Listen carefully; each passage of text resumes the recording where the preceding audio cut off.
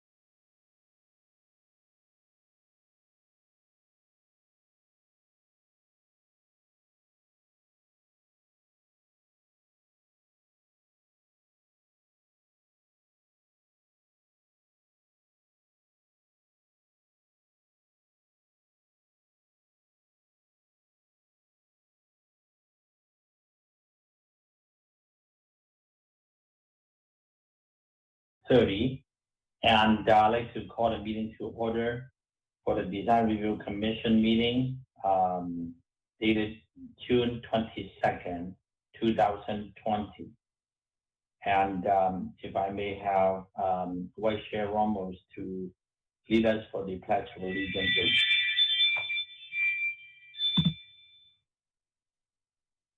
Sure. All together, I pledge allegiance to the flag of the United States of America and to the republic for which it stands, one nation, under God, under liberty and justice for all.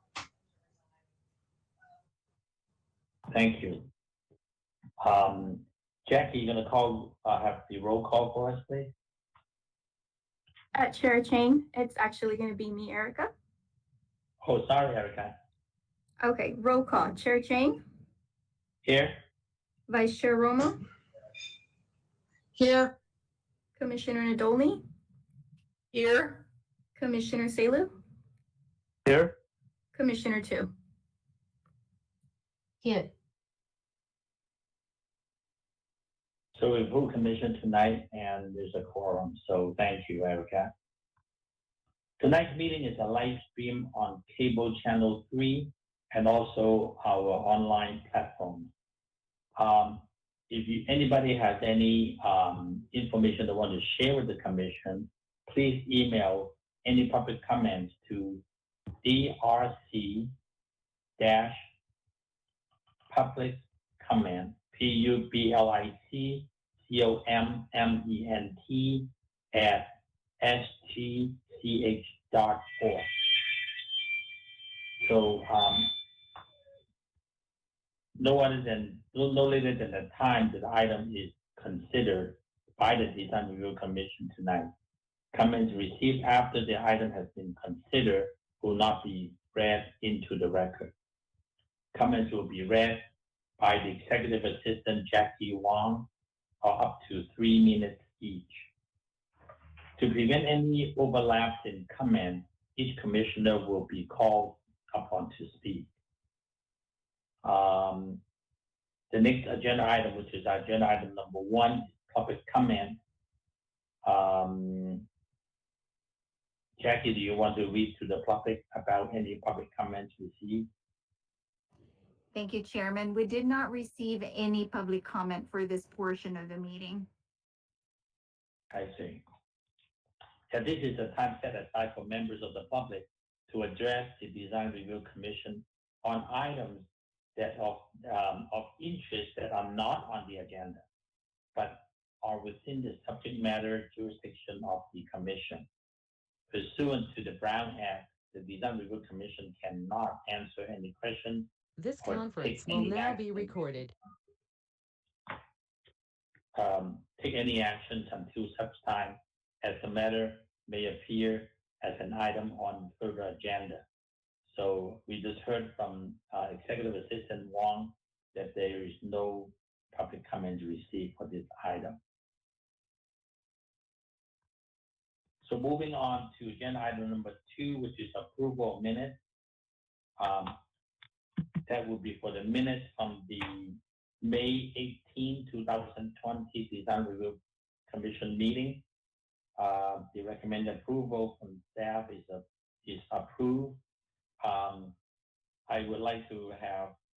any commissioners have a chance to read them and if they have any comments on the minutes.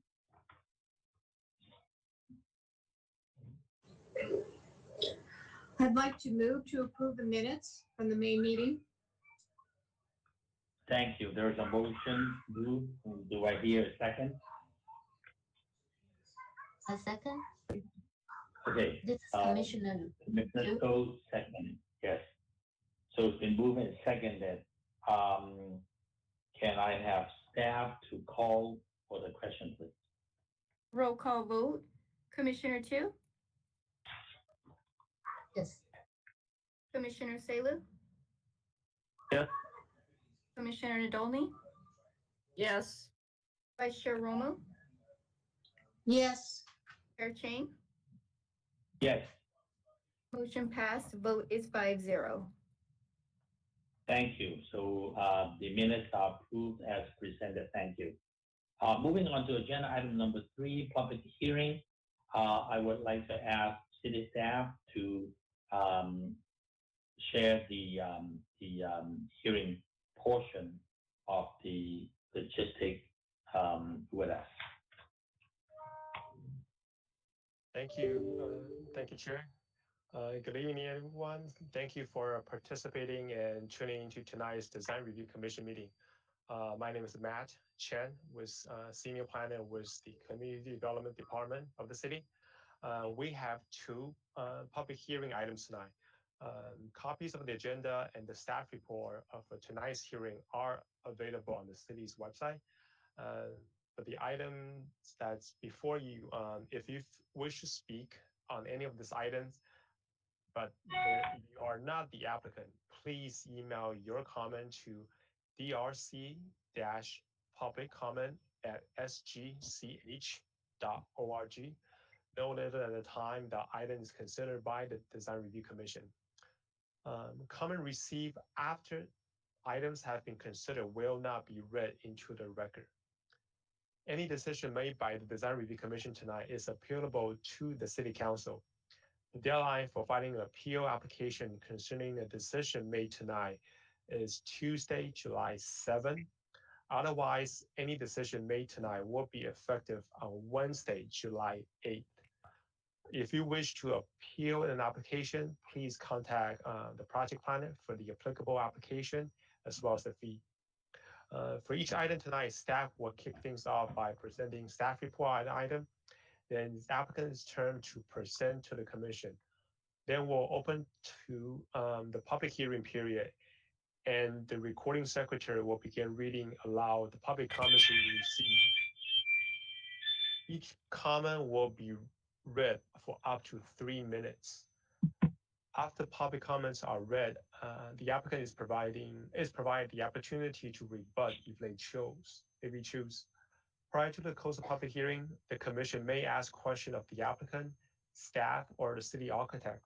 However, once the public hearing is closed, the opportunity for public comments has ended.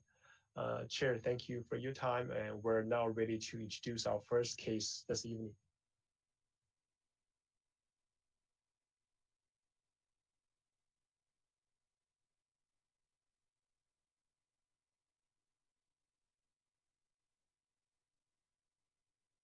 Chair, I think your microphone is off.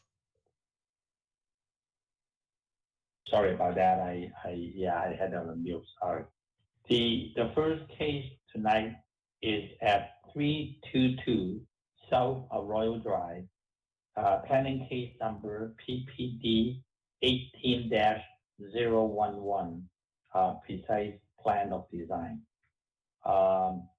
The presentation is going to be made by Senior Planner, Mr. Matt Chang. Thank you, Chair. Chair and members of the commission, the item before you tonight is a 9-unit residential condominium located at 322 South Arroyo Drive. Adam, please go to slide number 2, please. This item went before you at our meeting on February 24. The project site is located to the right side, which is east side of South Arroyo Drive. Adam, please go to slide number 3. The zoning is a royal residential multiple family residence, which is a multi-family residential zoning. Please go to slide number 4. Currently, there are multiple family buildings exist at this property, and here are some of the pictures. Please go to slide number 5. There are additional pictures. One is to the left of your pictures, the existing garage. To the right side of the picture is the rear yard portion of the existing lot. Please go to slide number 6. Slide number 6 is a street view, which shows the current condition in the frontage, in the front of the existing subject lot. Please go to slide number 7. As part of this project, staff provide additional information in the packet regarding the vicinity map as well as the neighborhood building. And here are just some of the surrounding buildings next to the subject lot. Please go to slide number 8. For this project, the project complies with all the applicable development standards, including density, lot coverage, building height, setback, as well as the parking requirement. To the right-hand side of this PowerPoint slide is a revised rendering based on some of the comments received from the commissioners. And this is a revised front rendering, including the retaining wall, the driveway gate, as well as the wrought iron fencing. Please go to slide number 9. The project itself is consistent with several land use as well as housing goal of the city's general plan. Please go to slide number 10. The project is consistent with the mission district's specific plan, which contains provide high intensity development in the mission district, as well as allow for balanced development that minimize environmental and physical impact to the city. Please go to slide number 11. For the environmental review, the project itself is exempt from the CEQA requirement as a Class 32 exemption. Slide number 12, please. The project was renoticed for tonight's hearing, and we sent out notice to all property owners and tenants within the 500-foot radius of this project. Meeting notice is posted at the project site as well, advertised in the San Gabriel Sun on June 11 of this year. Slide number 13. In conclusion, staff is recommending the Design Review Commission to adapt a resolution of the commission to approve PPD 18-001 for a 9-unit residential condominium development. This concludes staff's presentation, and staff is ready for any question. Thank you. Any commissioner have any question for staff?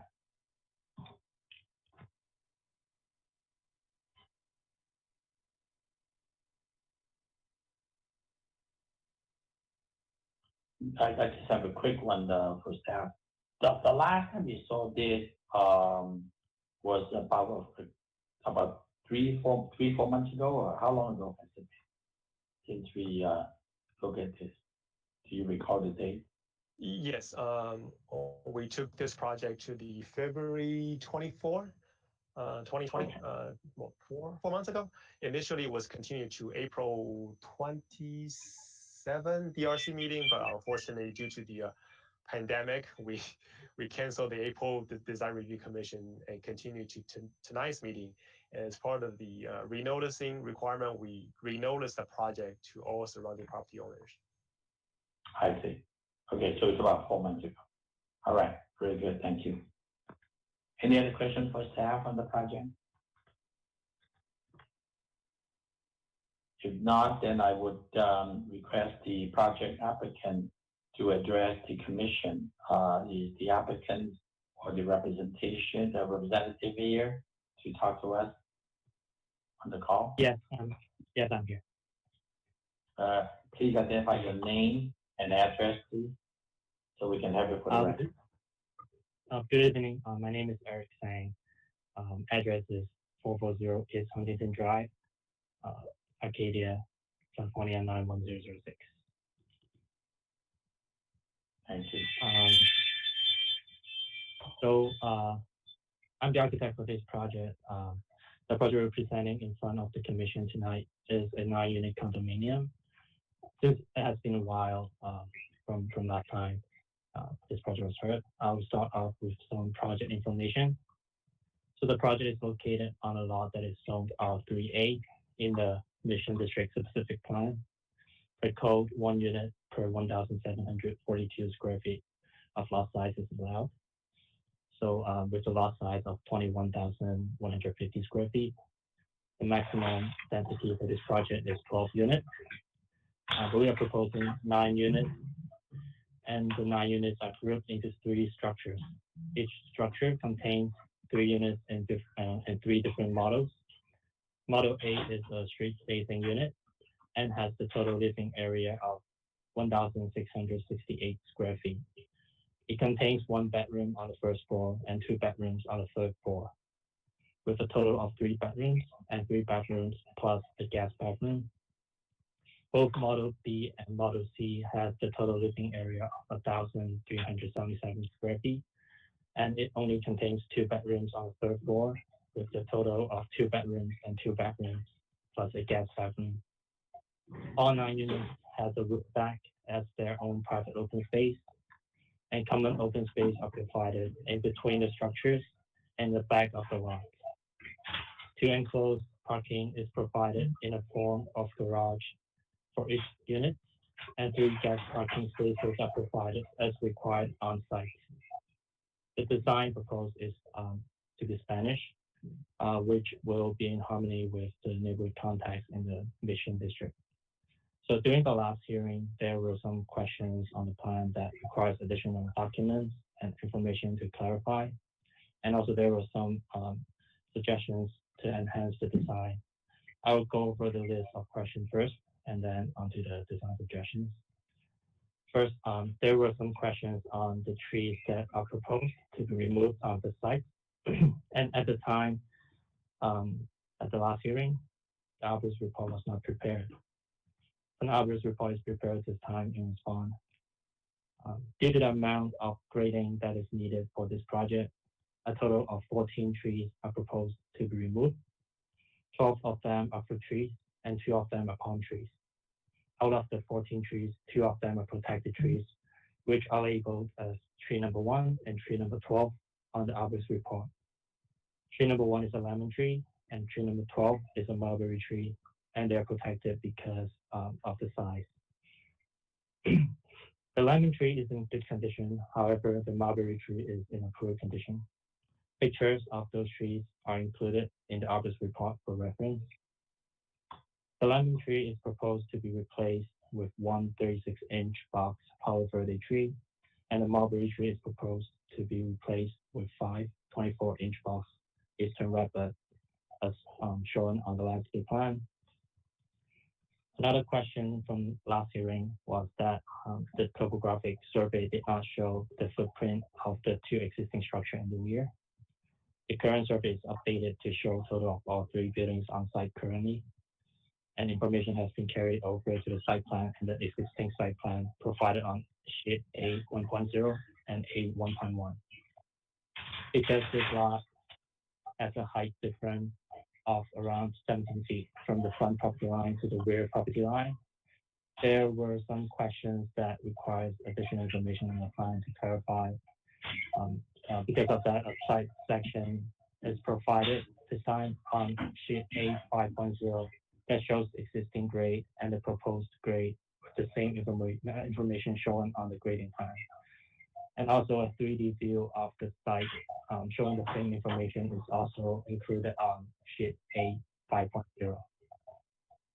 On the grading plan on sheet C1, finished pad and finished floor for the garage and the living area of each unit are provided, and the information is duplicated onto the site plan. Also on C1, the section cut of the driveway showing the 15% slope with the vertical curve at the beginning and at the end of the driveway is provided. The civil engineer for this project is also on the line with us tonight to answer any questions regarding the grading plan for this project. Onto the design suggestions from the last hearing. There were some concerns with the durability of the canvas awning previously proposed above the entrances. In response to that, for Model A and Model C, the canvas awning has been replaced with recessed entryway with decorative Spanish tiles around the opening. And for Model B, it has been replaced with a roof awning supported by wooden corbels. Lastly, on A5.0, a front fence elevation and front yard detail plan is provided to show the proposed condition of the front yard, which shows the dimension of the retaining wall, the guardrail, stairway, and the driveway gate. That concludes my presentation tonight, and we are ready to answer any questions regarding this project. Thank you. Thank you. Let me start with the commissioners and go around and see if they have any questions. So we'll start with you, Commissioner Tu. Do you have any questions for the project applicant? This is Commissioner Tu speaking. Yes, I do have a question. I don't see a building section because I just heard the architect was explaining how the building pad has been designed according to existing topo, has a stepping building pad, but I don't see it being articulated in the building section. And I would like to see, because in the elevation, it shows these 3 units, it appears as one building. It doesn't seem like it has been broken down into 3 units if they have different pad height, which means probably the unit C, the one towards to the back of the building has a different floor to floor height. If that's what the architect is proposing, I would like to get a clarification for that. Okay. So the finished floor and the finished pad elevation is shown on various places on the plan. The elevation itself is shown on the site plan on A1.0 and also on sheet C-1. There is a cross section of the site showing the finished floor of the garage of each unit. It's a simplified building section, but kind of shows that each unit has a higher, about 6 inches higher elevation from the previous from the front unit. And also on page A 5.0, there is a site section showing a cut through the driveway through the site. And you can see that the garage doors have a different height for each unit. Okay, I'm sorry. Which one is this? Which drawing is the one showing the section? Can you repeat that? For the building section showing the finished floor is going to be C1. C1 is the civil drawing. Yes, civil drawing. Okay. That shows the relative height difference from the garage of each unit. Because here, I understand from the civil drawing is that you have a different floor to floor height for the garage for the first floor, and the second floor of the entire building are the same as well as the third floor. So no, actually they are different. So each unit will have a 6-inch difference on first floor and second floor and third floor. But because this is on a civil plan, so it only shows the height difference of the first floor in relative to the grade.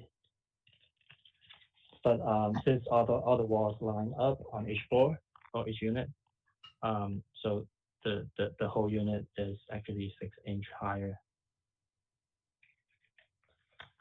Okay, so so this civil section doesn't fully convey the architecture design, right? Yes. According to So if you building actually steps, the Yeah. 3 unit So- steps. Yeah.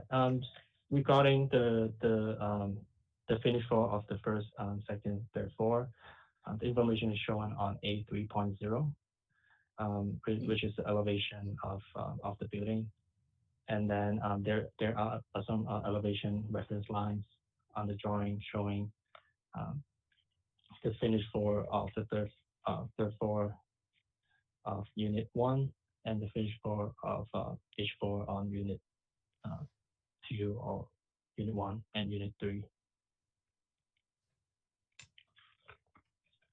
I see. So pretty much, you guys designed the building as one building, but actually within this one building, the floor to floor height is different from different units. So that's what Yes. that's what I'm trying to. Yes, the ceiling height is going to be the same, but since each unit is going to be 6 inch higher, then the whole, it's actually the whole building is going to shift up. Okay, I see. The reason I ask is that I think there is advantage to help to break down the building mass if you can take the site the change in elevation to help with that regard, because right now you design the entire building with 3 units combined as one building, so that in the design perspective it seems like it's a huge building instead of a 3 unit and has its own identities. So that's my my There comment is on. actually there's actually a limitation by the zoning code, because each structure will require a 20-foot separation from each other. So if we were to break up all the units, there is no way to fit 9 units on the site, and the density for this location allows up to 12 units. We're only proposing 9. So if we break up the building, most likely we'll be ending up with maybe 5 units or 4 units. So that's one of the limitation on the zoning code. That's the reason why we choose to combine 3 units into one structure. Okay, I see. Yes. Mhm. Oh, that's the end of my question. Thank you. Thank you. I'll move on to Commissioner Salo. Hi, this is Commissioner Salo. Eric? Yes. Is that the name of the architect? Hi. One thing that I noticed in the report was that you're only covering about 30% lot coverage, whereas 60% is allowed. Is that correct? Lot coverage. I saw it in the staff report. Yes, 32.4%. And 60% is what is allowed on the site for the zoning codes? Yes. Okay. And then the building height also 48 is allowed, and the max height of this building is 36. Is that correct? Yes, we're proposing 36. Okay. So it does look like, based on what is allowed on this property and on the adjacent properties, you have scaled down to proposed development quite a bit. I think overall, it's a handsome design. Not much different than what we saw last time. The only thing that kind of sticks out to me a little bit is the detail where the tile roof touches the parapet wall at the roof. Yes. And the sort of the boxes on the roof that kind of stick out. And I'm assuming that you can't see these from the street at eye level, when a person's walking on the street, but it's the only kind of one thing that kind of looks like an apartment building to me, whereas the rest of the architecture, looks very residential and fit with the theme. So I don't, and I'm not sure how visible it is, but if it is visible at all, maybe something can be done to minimize the visibility of it. Because right now, go ahead. Sorry. Okay, so since that is actually the guardrail for the roof deck, it can actually be replaced by using maybe wrought iron or even glass railing. However, since it's so tall, it's not going to be visible, and also setback from the front of the building. So it's not going to be visible from the street, even if you are on the other side of the street. So I don't see the reason to use a glass railing or a wrought iron railing because of the stucco parapet guardrail that we're proposing, because that would actually save some construction costs for the developer. Yeah, I don't know if it's necessary to change the material, but I just worry that from a distance you'll see the Spanish tile roof, and then you see this white line capping it, and it looks a little peculiar to have kind of like this horizontal white line on top of the Spanish tile roof. Perhaps maybe it's just a different color, just to make those elements at the roof not so prominent. Okay. Yeah. By using a glass railing or wrought iron railing, that will be more hidden than white parapet that we're proposing. It's pretty far away from the street, so it's not going to be visible from the street. And also the site is sitting higher already due to the natural topographic of this lot. Okay. I don't have any other comments.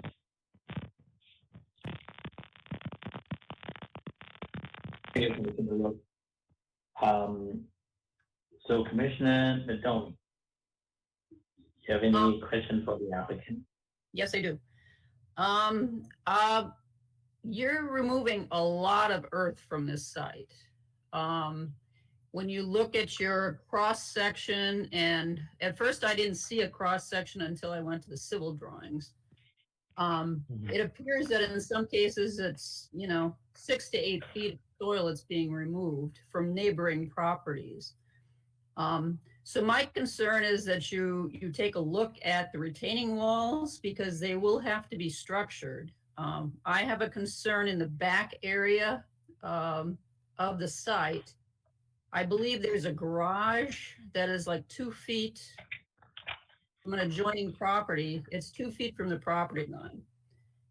And I think you're dropping at least 4 feet there, if not more.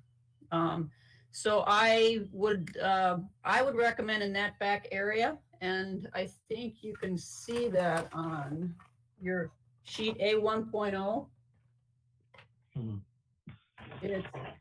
It's on the north side, the northwest portion of the second property. It backs up right to an existing garage. And you're only 2 feet away.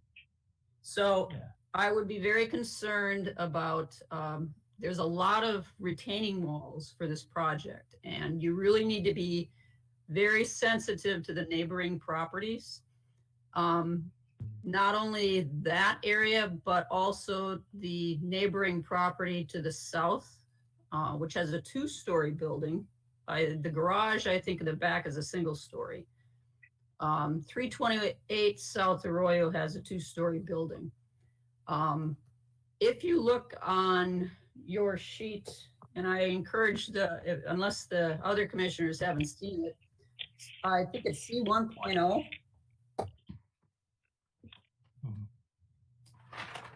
Or C1. You can really see the amount of drop that's happening on this site on section BB. To the right of that section is a 2-story building within 5.5 feet of the property line. Now I understand you've got the entire thing is retaining wall. So then when I look on your site plan, your architectural site plan, it only shows a 6-foot wall. So is that 6-foot wall then on top of the retaining wall? Yes. Okay, so then you've effectively, in some cases, have a 10-foot retaining wall, 10 to 16, or maybe 10-foot retaining wall that you'll see? Yeah, but we are breaking it up into 2 retaining walls with a 2-to-1 slope in between. I'm sorry, say that again? We were breaking it up with 2 retaining walls, 2-to-1 slope in between the 2 walls. Yes, on the south side, but not on the north side. Yes, in the north side, we only have 4 feet of retaining. It only requires a 4-foot height of retaining wall, so it's not necessary to have another wall there. On the north side? Yeah. If I look at that section through BB, I think that's more than 4 feet of retaining. But on the grading plan, if you look, there is a call out at the retaining wall. It shows the height is 4 feet. Well, it starts with 5 feet between model A and model B for the first structure, and then it becomes 4 feet when it gets to the second structure of the building, and then it increases back to 6 feet as it goes towards the back. But I think maybe the civil engineer can give us a better answer on this. I think Jason's here. Yes. Hi, my name is Jason. I'm calling from Cal-Land Engineering. We're the civil project engineers assisting with the entitlement process for the proposed subdivision at 322 Arroyo.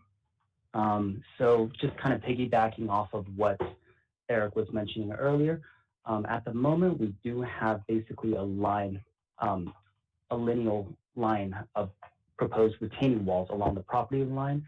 This would be on the developer's subject property, so it'll be completely up to their discretion to make, well, basically it would be up to them to maintain and own.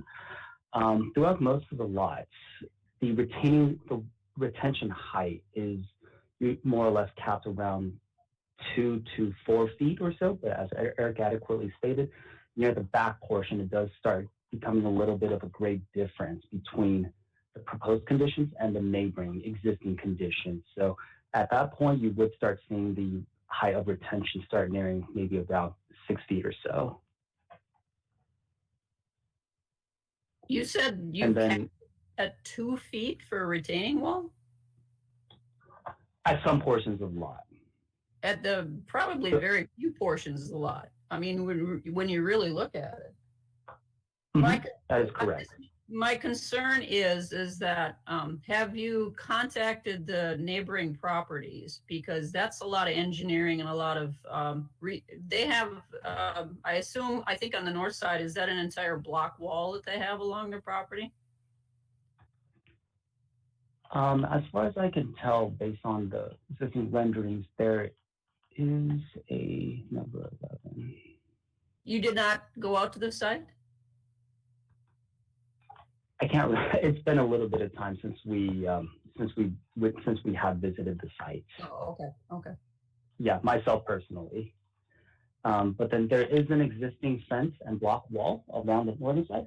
Obviously, with the proposed development, the walls would need to be structurally and seismically designed to anticipate not only the retention height, but obviously, given the close proximity to the existing buildings, the structural engineer would also take into account the anticipated building surcharge loads in the retaining wall design. Okay, so, but your plans show it being almost right on the property line. Do you think that's where it's going to be, or do you think you're gonna have to move it farther into your property? The reason I ask that is that you're limited in backup spaces for your garage. I'm just kind of curious. That could change. Yeah, it's not. Oh, I'm sorry, go ahead. I said that if you have to move that retaining wall away from a neighboring property because of the surcharge or any other reasons, that's going to affect your distance for backup on the garage.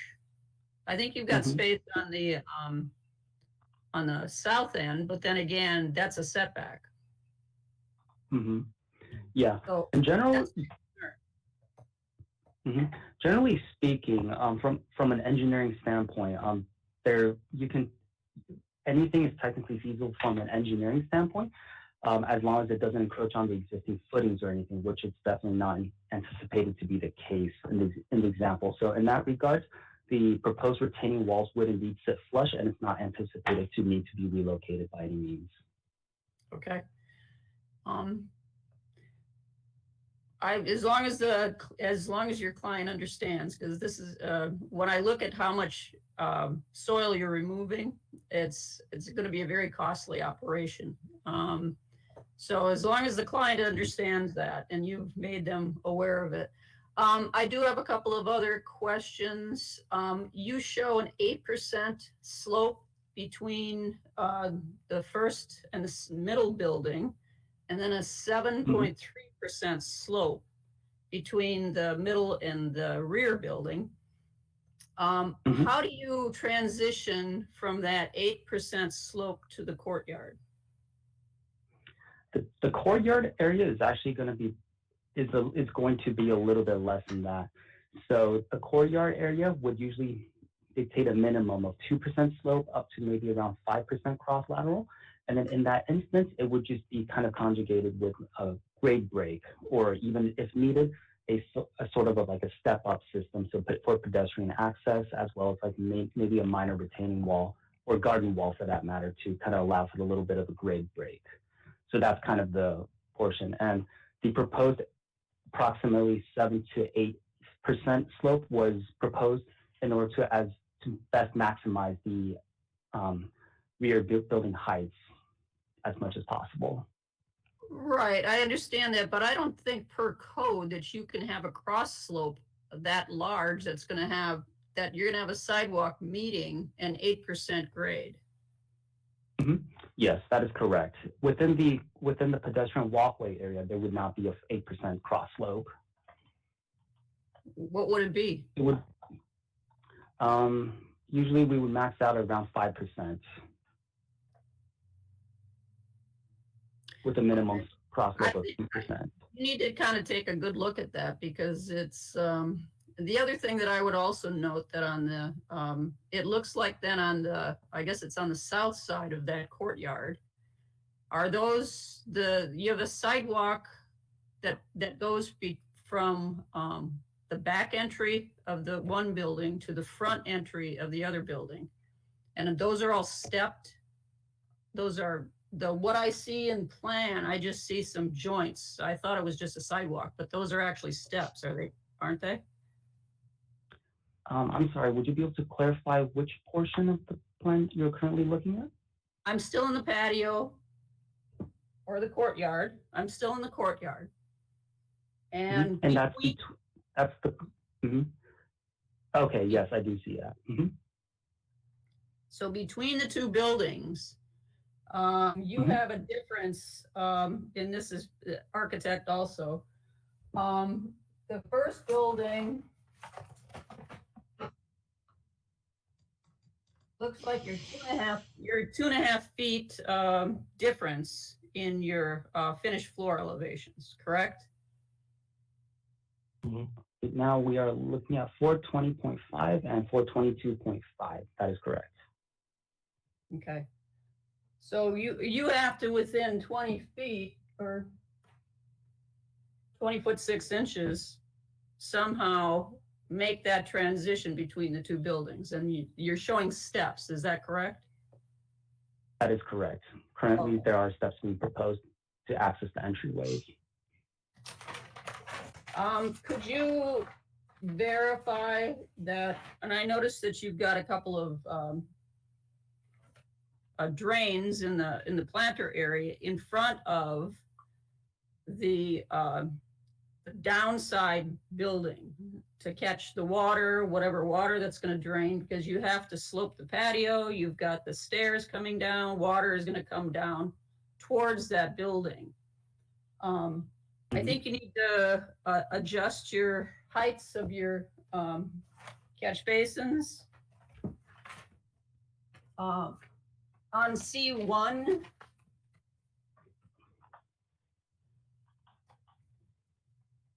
C1? your area drains on the back courtyard are set at the same as the middle courtyard or the front courtyard. There's two courtyards. So you need to revise that. That doesn't work. Mm-hmm. Certainly.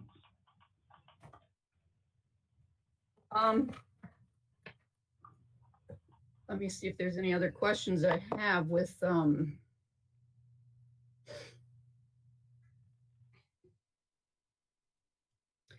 this is more or less for the architect.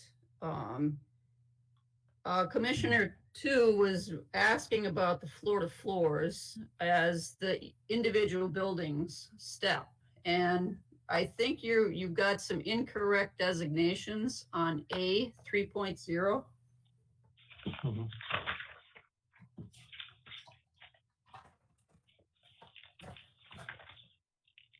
And I just want to be clear because they don't follow your floor plans.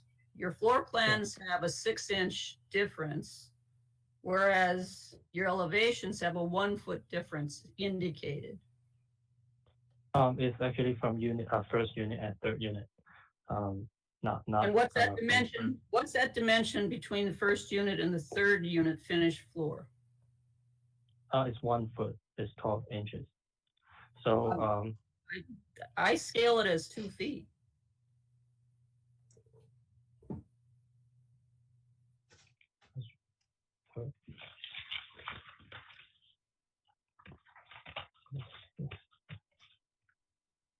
I think it's just a designation that's incorrect. I don't think your drawing is incorrect. yeah, I think it's just a labeling. Oh, actually, yeah, I guess it's the labeling of the elevation. Okay. Line. So when I look at the floor plans, you're going to have structural walls in between these units. And if you're only dropping 6 inches, are you going to have to double your walls in order to structure the floors? Yes, and also, yeah, the walls will line up for each unit.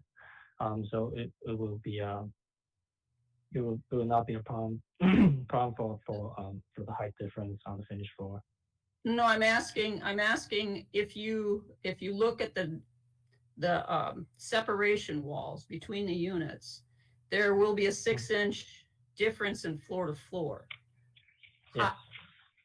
Will you have a double wall? In other words, does the support of one unit sit on a certain top plate and then the other one sit on a top plate? So you have 2 walls.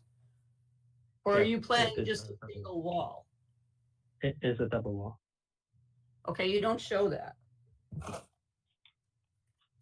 an 8-inch wall, double wall.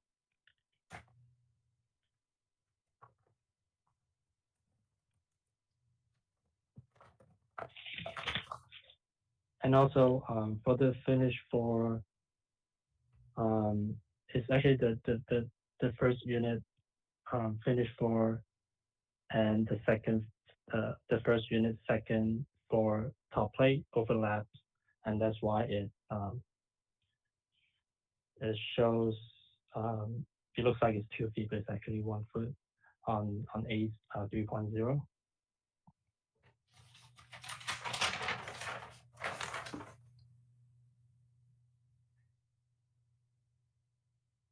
So the lowest line there is the first floor top of plate, correct?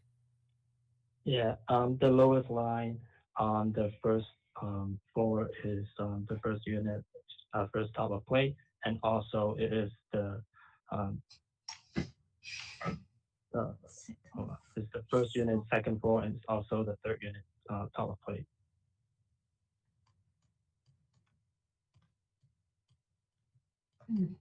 It's very confusing. No.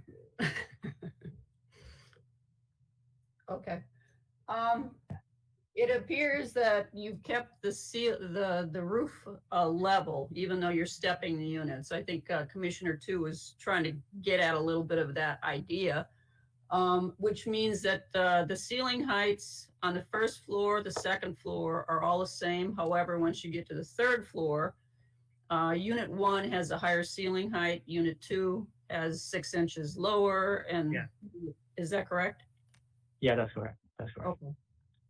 Yeah. The only roof plan that you have is in the small scale first sheet, correct? The roof plan is 81.0. You're showing fire pits on all the rooftops? Is this Yes, is this intended to be a condominium or a rental unit? It's a condominium. Okay. I have a little concern with that. Fire pits on the top of the a roof, especially with neighbors. Is it a gas? So it'll be a gas fire pit, correct? And no Yeah. wood burn is allowed? No, no wood burning. Yes. Okay. I think I kind of agree with Commissioner Salo that if you the rectangular portion that is on the roof deck is the stair, correct? Yes. Is there a way that that could possibly be reduced a little bit? Because you don't need all that ceiling height and stair. Right now, the stairwell is only at 7 foot 6 inches total. So after taking out the roof structural members, then it becomes about 6'8", which is the minimum for the door.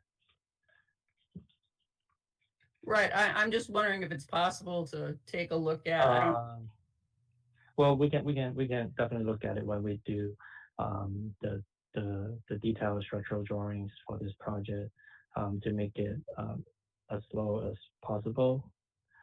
So just enough for the door, for the access to the roof deck. It doesn't need to be over that. So Okay. yeah, and also we're open to different suggestions on the amenities of the roof deck, open space. We put the fire pit there as a recommendation from the city's reviews. But we can definitely take that out if that creates a concern to the neighbors or to anyone. Well, what I'd really like to see is an architectural section, a cross section, not a longitudinal section through the site. I'd like to see what the neighboring properties look like next to your building, especially since you're including a roof deck. What we like to usually see visually what's going to happen when you're building a roof deck, and how it relates potentially to the neighbors. I would encourage the city to require a cross section showing the neighboring properties and the heights of those buildings. A cross section will be provided or is provided for the building department plan check review. No, I'm saying in a relationship to the adjoining property. Okay.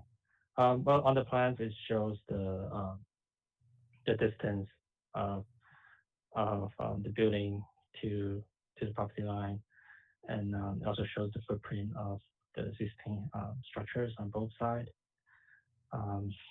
And the roof deck is. But it doesn't show any elevations or any heights, comparison heights of your building, what you're planning on building, to the neighboring property. Okay. That's what I'm looking for. I see there's a civil section, but it doesn't show the properties. Okay. I guess this will be my last comment, but maybe. Why do you have a shower or in a powder room on the first floor? Let me see.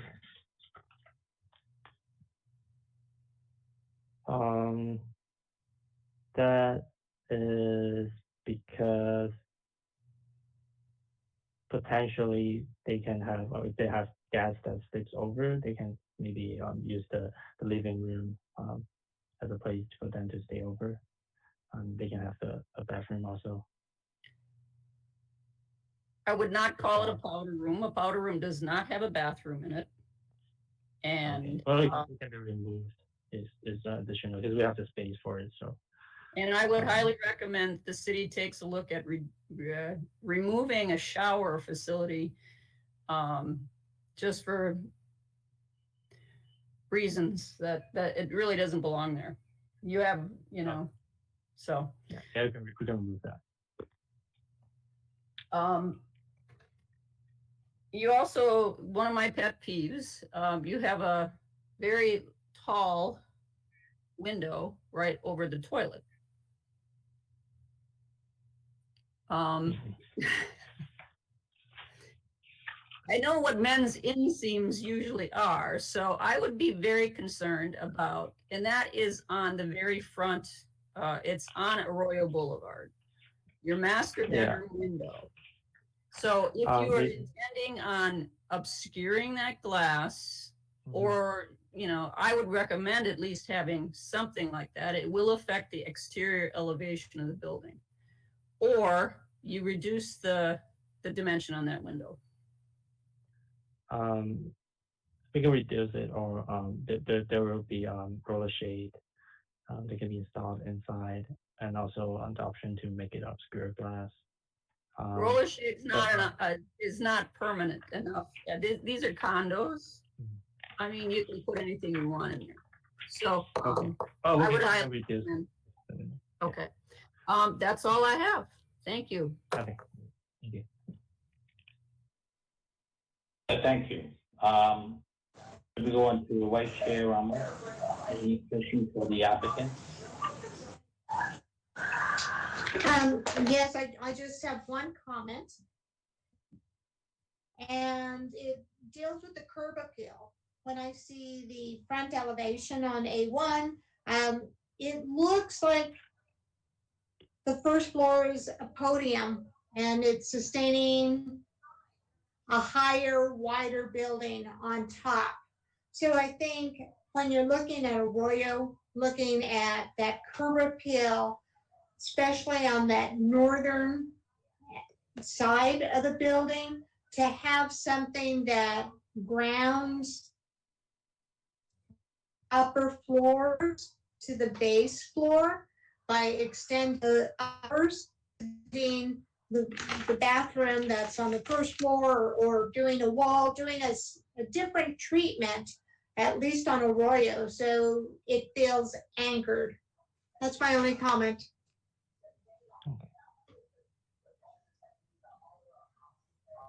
Thank you. Thank you very much. Okay. I basically agree with most questions asked. Here's what I see. The project is probably completed enough for us to make a decision tonight, but there are certain things that needed to maybe even go back to city staff to review this, or even maybe as part of the condition that may have to come back one more time on those details. I agree on starting with the grade. You are moving a lot of dirt. I I don't know whether, I'm sure the city will require the hauling route of all the dirt coming out and all the conditions as part of the project. But it is not a 2-foot retaining wall. When you remove the neighbor's property to the north at about close to 5-6 feet, if you look at the garage door, it is at least about 5 feet of removal of the middle, in the middle of the lot.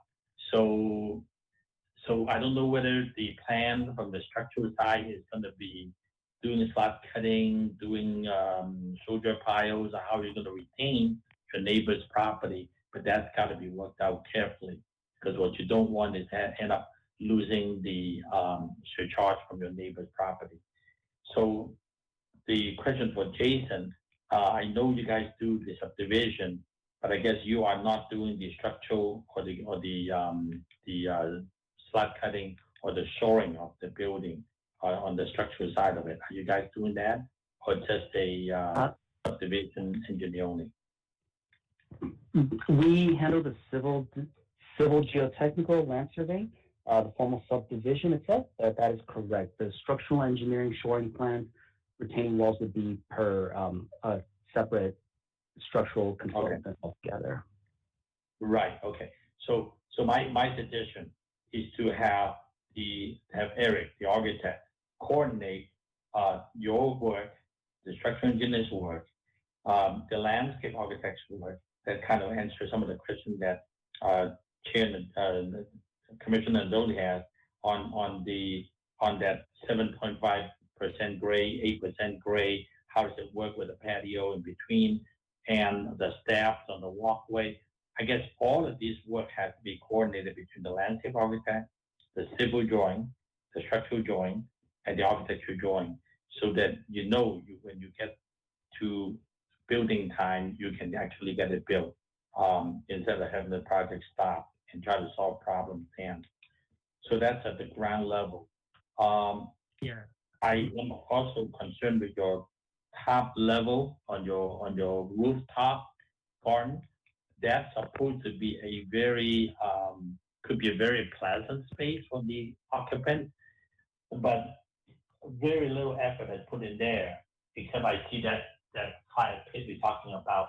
But I don't know what kind of material are you using for the floor. What actually is the material on the roof deck? Have you thought of that? Yes, it's going to be waterproofing material and duro. Well, I think you need to spend a lot more time with the landscape architect to come up with the right material. I know it has to be waterproof, of course, but you got a million ways to do that roof to make it right, to make it look good. And then you have with the fire pit, you have fire rating concern. You have and also that stair that go out there. I know it's not that big, but when you hopefully it's not visible around the neighborhood. And so a section, a cross section on the short side of the lot, showing the neighbor side, at least get an idea how high are they from your rooftop. Are you looking into their area, or they are about the same height? I'm sure you are higher than they are. So you may want to study that a little bit, so that determines what kind of railing information, material that you may want. I would suggest have some lighter rail, and actually they can work with the architecture style, so that it does not look like a afterthought that you're just going to build something up there just to meet the code requirement. It has to be part of the landscape development that work with the building. So that's pretty much it. I do want to comment on some of the detail that you pick, some of the architecture elements that you pick will work. You did call for a smooth stucco finish. This is smooth. You're gonna trowel it smooth. Is that the idea? When the exterior wall? It is, right? Okay. All right. That's fine. Just make sure you get the best stucco man that can do a good job for your visit. I mean, they when you do smooth finish, they really need to be done correctly. All right, that's all the question I have. So Are there any other, okay, so I'll leave it at that from the commissioner's question to you. And now I need to open up for the public portion. I understand there are people calling in at least one of them. So if I may have Secretary Wong to share with us, Jackie, what has been sent in? Yes, Chairman, can you hear me? Yes, I can. Okay, great. We received one public comment for this item.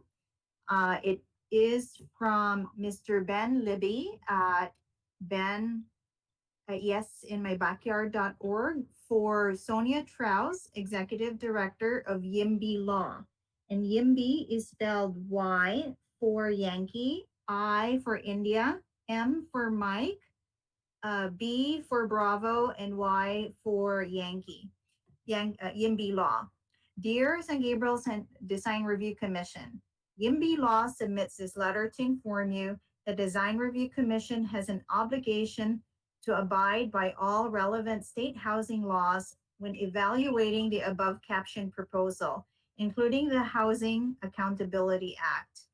California Government Code 65589.5, the Housing Accountability Act, prohibits localities from denying housing development projects that are compliant with the locality's zoning ordinance or general plan at the time the application was deemed complete, unless the locality can make findings that the proposed housing development would be a threat to public health and safety. The most relevant section is copied below, Section J. When a proposed housing development project complies with applicable objective general plan and zoning standards and criteria, including design review standards, in effect at the time that the housing development project's application is determined to be complete, but the local agency proposes to disapprove the project or to approve it upon the condition that the project be developed at the lower density, the local agency shall base its decision regarding the proposed housing development project upon written findings supported by substantial evidence and the record that both of the following conditions exist. One, the housing development project would have a specific adverse impact upon the public health or safety unless the project is disapproved or approved upon the condition that the project be developed at a lower density.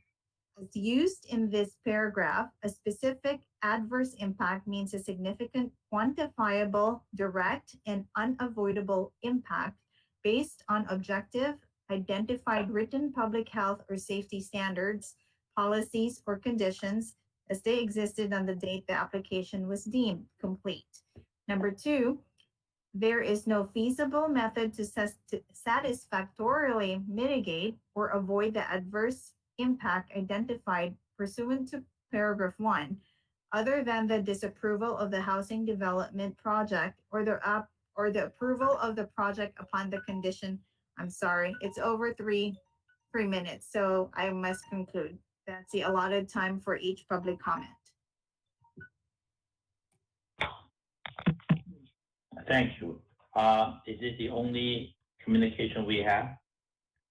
For this project, Chairman, yes, this is the only communication we have regarding 322 South Arroyo project. Sure. So is this particular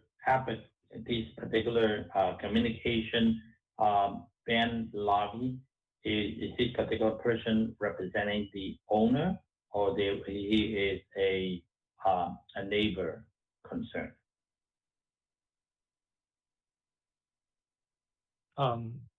Is the question for me? Whoever. I'm listened. Yeah, I'm not aware of anyone writing this letter, so it's probably not from the owner.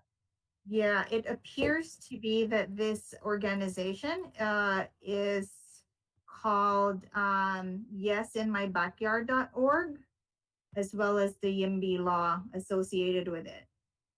And actually, the same letter has come in for a different project in Rosemead that I went to a public hearing last 2 weeks ago, maybe. So So I think because that's fine. since we did not, okay, I'm sorry, but I just want to make sure that that concern is, that we pay attention to the concern. If I hear correctly, even though we did not read the whole thing for 3 minutes, it appears to me that they are saying that the agency or the city should not lower the density if they met all the requirements, and we should work with the allowable density. Based on what I heard from in the beginning of the communication, does it sound that way to everybody? Chairman, this is the project planner Matt Chen. I just Yes. The project itself went to Planning Commission back in October of last year. Basically, Planning Commission approved the density, which is a 9-unit, and the project went to Design Review Commission for the purpose of the architectural design review, and the project went before your this body back in February, and the commission provide many good comments and to the applicants, and applicant provide a lot of response to the commissions, and staff was asking for chairman that if some of the suggestion could be in forms of conditions of approval instead of continue this project to a future hearing. The reason is some of the components, for example, the building and grading, they're involved with the building code and also grading plan check. And we do have a structural engineer, whether in the building department as well as public works department, review all of the structural plan check components. And the purpose of this review is for architectural design review. And some of the components that if the commission wish to have, we can impose as a condition of approval, so we can move this project to a second phase, which is a more plan check process. I agree. I think we are looking at the same direction also. Some of the comment made earlier was something that I think before the issue of the building permit, maybe the commission can make those as part of the additional condition for the applicant to bring it in, maybe for city staff and city architect to look at those to make sure those are being addressed. That's all. Okay. All right. And I also wanted for the record to that one letter or communication that for the record that the density and all of these has been looked at during the planning commission hearing, and we'll just accept that for the file for this record. Okay. So it is now 7:41, and there will be no more public comment are being received, and now the item is now closed for public comments. So we took care of that, and then now let me just, for a quick question for the applicant. You heard the comments made. You heard some of the concerns we have, and I got a feeling that I will ask for motion soon, but you understand some of the concerns and some of the questions, right, Eric? Yes, I do. Yes. Okay. All right. So with that said, I'd like to go back to our own commission deliberation. So I guess instead of having, well, I'll just go around. Any further discussion among ourselves? Commissioner Tu, Commissioner Salo, Nadoni, and Ramos. Any further communication that we need to talk among ourselves? I think we kind of This covered is Commissioner Chair Chen. This is Commissioner Yu speaking. Can I add one more comment? Yes. I would like to add a comment for the floor plan design of the front unit. Echoing what Commissioner Nari is speaking about the powder room is not necessary on the second floor. I thought it may be a chance for the architect think about to lay out the kitchen a different way so that is more appropriate for a condo project, because the current kitchen seems pretty awkward with really really tiny counter space. I feel like it's not enough space for like a family cooking there. It might be tough for the sales of the project as a condo. So it's just additional comment for the floor plan design. Thank you. That's it. I think Thank you. that's a good suggestion. Eric, you should take that as a suggestion. You should look at that. And if you're going to eliminate that shower, you should try to come up with something better interior to help the project. But usually, Yes. that you don't get that from the design review commission. Usually, we are more concerned about the exterior pertaining to the neighborhood in scale, proportion, and all of that.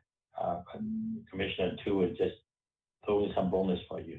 So take a look at that. And then, so with that said, if you're hearing none further suggestion, I'd like to entertain a motion. I guess we are ready to approve the project. So if I may have a motion for approval with the added conditions that we talked about earlier.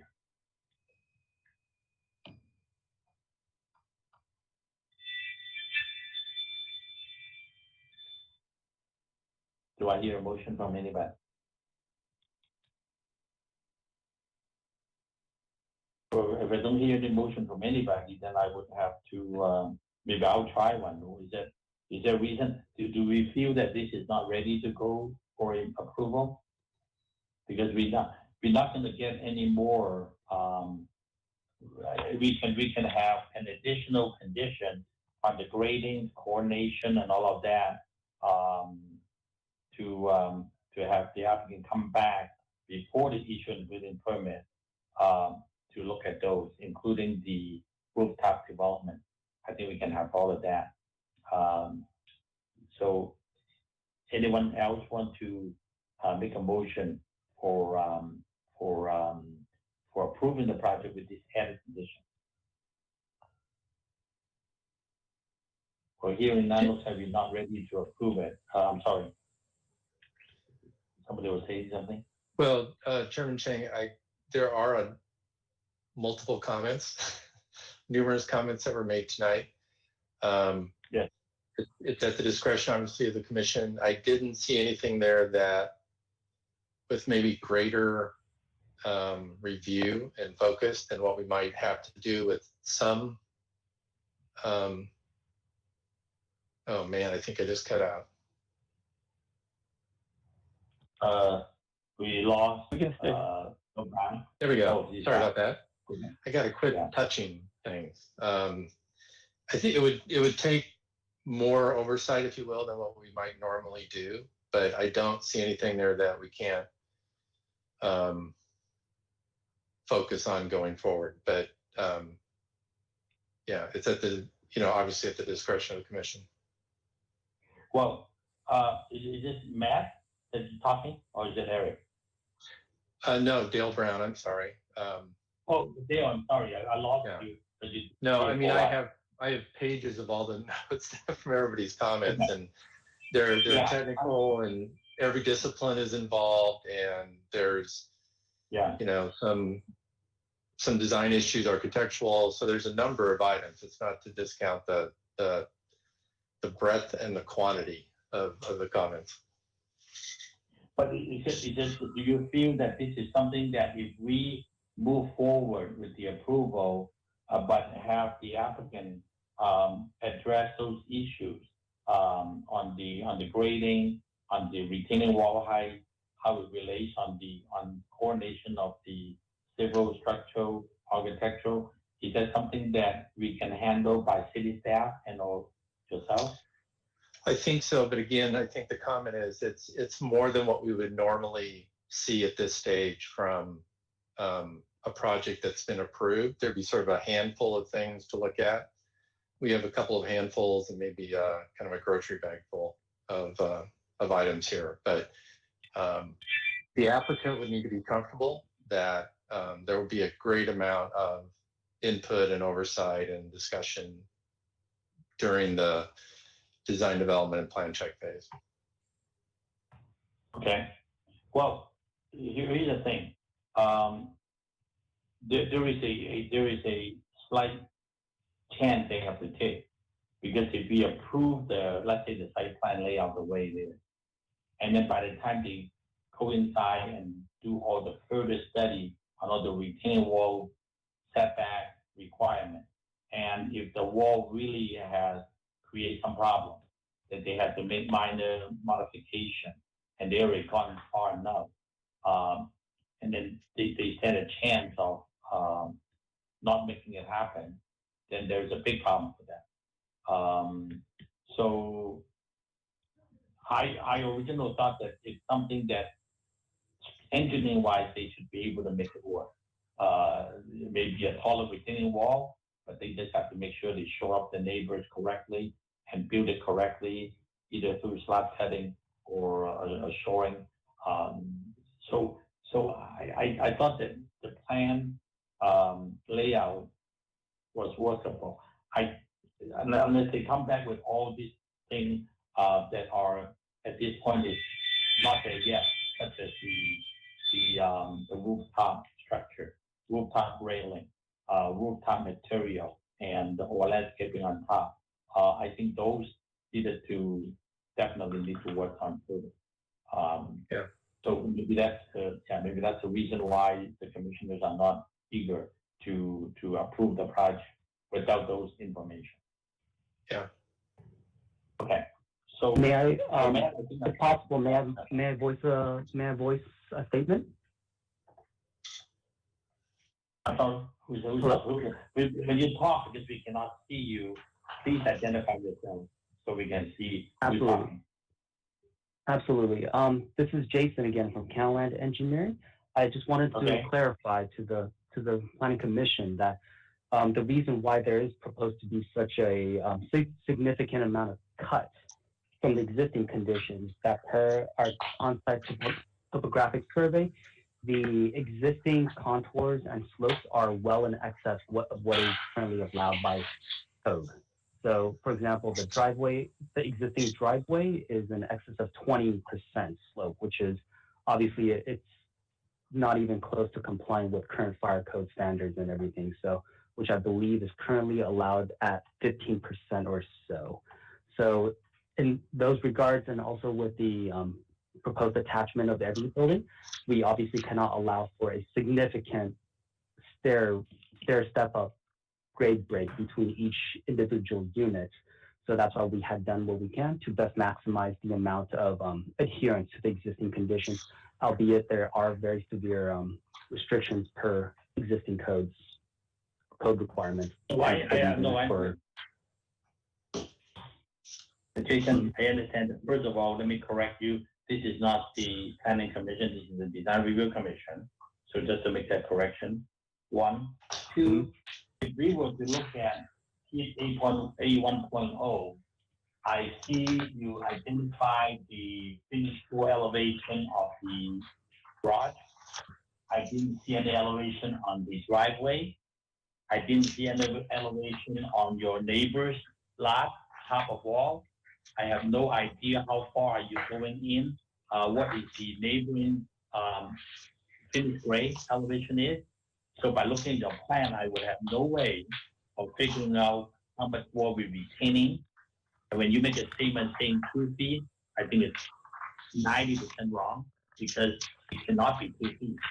If your section on 5.0 shows a excavation of almost 5 feet to achieve your driveway grade, it cannot be a 2-foot retaining.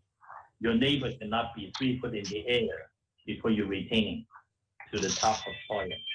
So if you follow up what some of the concerns, the commissioners are not willing to approve it the way it is because you have not done your homework. Do you agree? At this moment, I would actually venture to disagree. At the moment, all the retaining wall height and everything are established per the existing conditions. We have taken on-site survey, monuments, existing conditions, and everything on the neighbor's side as well. So if you're looking at the north side of the property, we do have existing contours extending from the existing driveway approach on the neighbor's side. As you can tell, there is existing curb only And then that is currently approximately like a 2 feet setback from the property line. Obviously, anything within that right of way, we would not be able to disturb because those belong to the owner's side, to the neighbor's side. So we cannot disturb that without an easement or encroachment permit or some derivative thereof. As far as the portions in which I mentioned that there are portions of the proposed retaining wall that are around 2 feet, that is actually pertaining mostly to the beginning portion of the driveway. So if you look at the proposed driveway approach area, that's going to service this proposed condominium subdivision. You will see that there is an indication of a 0.5, so 6-inch retaining wall near at that point, which is understandable given that more or less the proposed grade breaks versus the existing grade breaks are not yet very substantiated at that point. Fast forward all the way back to the rear, obviously with the amount of existing slope, which is currently not to code. Just taking a look at the contours, if you look at the contours indicating 421 and 422, there is a little shy of 5 feet between the contour lines identified during our on-site topographic survey, which means that this existing slope is currently pushing around 25%. That is not by any means possible acceptable with current codes.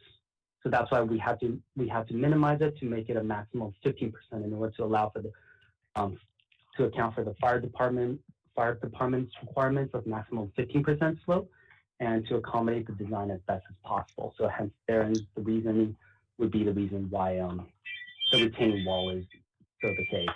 And then looking back at the rear of the lot, at the portion where it starts jutting into the neighbor's side a little bit, the portion above unit number 9, the portion where the retaining wall starts going into the, not into the neighbor's side, but where there's a little bit of a collinear break in the property line. That portion, we do have off-site elevations as well indicated. Take a look at it, it says it's 432.94 feet. And then so giving from an engineering standpoint, and that means proposing with the elevations and to best maintain the existing condition, it would be around 6 to 7 feet in retention height. So in that instance, we do have all the existing conditions extending not only from the on-site property, but also from the neighbor's side as well. So all of these items were indeed taken into consideration and account during our tentative map preparation, as well as our conceptual grading. And obviously, if there are any concerns that the design review board does have or commission does have, I am happy to answer any questions that may still be of concern. This is Eric speaking. I have a quick comment on the concern of the amount of grading required for this project. As I mentioned earlier in the presentation, the density for this property allows up to 12 units, and it is doable by providing a subterranean parking for each unit. And the reason we reduce the density to 9 units is mainly because we would like to minimize the amount of grading and the amount of money that will be put on the retaining wall and the grading of the site. So we're not trying to maximize the square footage and the unit count and not considering the amount of grading that we will need to do. But it's just because the existing topography of this lot requires this amount of grading, and it is to us is already a minimum amount of upgrading for not proposing a subterranean project. So I don't think anybody's questioning the density at this time. I don't think so. But I'm just saying that we also did consider the amount of grading. We try to minimize it by proposing a grade project. Yes. Obviously, being design professionals in this field for many, many decades, and obviously having done subdivisions and proposed developments, small and far, all across pretty much most of Southern California, we are very well versed in the idea of what would be needed to minimize the amount of cost and increase the aesthetics appeal of the proposed development as constructed. Unfortunately, as mentioned, given the existing conditions on this project subject property, a lot of the contours, slopes, and everything are not in compliance with current building standards. So therein kind of lies the problem, where it's not necessarily a problem, but then from an engineering standpoint, this would be the design most effective to address the issues, and then also to allow this property developer to formally subdivide this property and obtain basically a private improvement in the city of San Gabriel. Beyond that, we've done our due diligence to make the amount of earthwork as minimal as possible and the amount of impact as little as possible in relation to the existing neighbors. But as everybody is probably very well aware, by no means are we legally allowed to disturb anything on the neighbor's side, which means that we have to work with what we got, and therefore the retaining walls are basically the only viable solution at this point. May I make a comment? This is Commissioner Nadolny. Go ahead. I think the commission understands that this is a difficult site. And I think we're only reacting to the amount of retaining wall and if it will affect any setbacks or backup space for the driveway. Right now it's at a zero lot line, so it's a concern. And if it does not work, then we have approved a project that potentially does not work. I would at a minimum like you to confirm, let me ask you this, off of unit 9, do you need that space up against the existing garages, which are 2 feet off the property line? Do you need that for backup space? No. Okay. We don't need that space. So I would recommend that at a minimum that you do the same type of situation that you have on the south side. So you do 2 retaining walls there and plant that area. Yes, we can definitely add a retaining wall there to continue with the retaining wall from the front to the back and ends at the trash enclosure. Well, just enough that you're not getting the surcharge from those garages. Well, a structural engineer that will be dedicated to work on the retaining wall calculations and submit plans for our building plan check on that portion. Understand. So, but I'd also like to say that it would be nice to have some more landscape there. Okay, yeah. So if we have 2 retaining walls there, the area in between the 2 walls will become a planter. Correct. Planter area. Yeah. Okay, thank you. Yeah, and just one suggestion, you may want to talk to your structural engineer now. I understand that CalLand is just doing your subdivision and the civil work, but the constructability of making these 2 tiers of the retaining wall and how to surcharge from your immediate neighbor, because it's such a long, deep lot, we don't know what the surcharge situation is. I think your structural engineer may need to look at that, or the shoring engineer need to look at that, and maybe next time you come back, you need to tell us that you're going to do slab cut, you're going to do soldier pile, you're going to do whatever way you want to do it, and how are you going to be able to achieve what your grading plan shows, and is that going to be possible? And maybe even work out the hauling route of the soil, that what is the total yardage of soil that you come out, and the hours of operation, and the when you're going to be able to haul that out safely.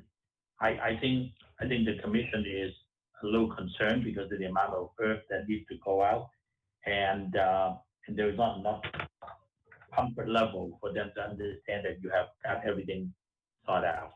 So on the grading side of it. At this stage, oh, sorry, Stephen, go ahead. Oh, sorry, Eric. This is Jason from CalLand again. Just to clarify, who I am, confirming who I am. As far as it goes, I'm obviously wouldn't be the structural designer consultant for this project. But in general, since we do geotechnical engineering as well, obviously all the load surcharge from these buildings and everything would be taken into consideration. We have not seen any issues of these becoming any significant issues during construction. In general, the structural engineering design aspect, as I mentioned before, anything is technically feasible from an engineering design aspect, including any surcharge loads, even if the existing footing of the buildings do abut directly into the proposed retaining wall during excavation. With that said, all the buildings in this area are wood frame structures, 1 or 2, or sometimes even 3 stories in height. Chances are they are all on shallow foundations. So possibly, I would venture to say, just for the sake of a random number in our encounter and experience, anywhere between 18 to 24 inches in depth. So with that said, all of these loadings are, from an engineering standpoint, relatively minor compared to the overall pictures, which all the structural engineering consultants that we have worked with on different projects far and wide have been able to take into consideration just fine without any hiccups or any problems whatsoever. And this is Eric speaking. I would like to add that because currently we don't have the shoring plan, retaining wall plan done, but down the line when we do the construction document, plans will be prepared, and all that information, all the concern, all the question will be answered by the plans that will be provided later. And also when it submit to the building plan check, city architect also has the chance to review those plans. Well, okay, I know what you're saying. You said you want to do it later, but there is enough concern from this body that they're not confident that you can do this. Maybe there's not enough information to make them comfortable to approve the project the way it is. So out of the 4 commissioners, I cannot get a motion to approve the project. I asked you, Eric, do you understand what needs to be done? And you said you understand. So I hope you did take note, and you may have to do your shoring, hauling route, and all of that. Jason, are you a licensed professional engineer? I operate under the direction of professional engineer. So in other words, you're not licensed at this time, correct? Working up towards licensure. Okay, well, I understand. The only reason why I say that is that you have to be very careful when you make statements like these are only 24-inch foundation and shouldn't be a problem. You're speaking on the record for your company, and absolutely looking and looking. Absolutely.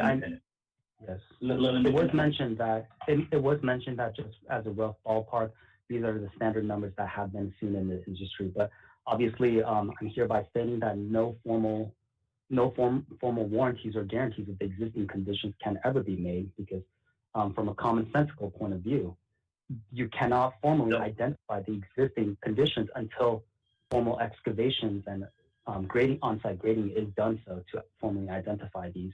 So those were just numbers speaking from experience, also just based on existing projects that we have done so in the past.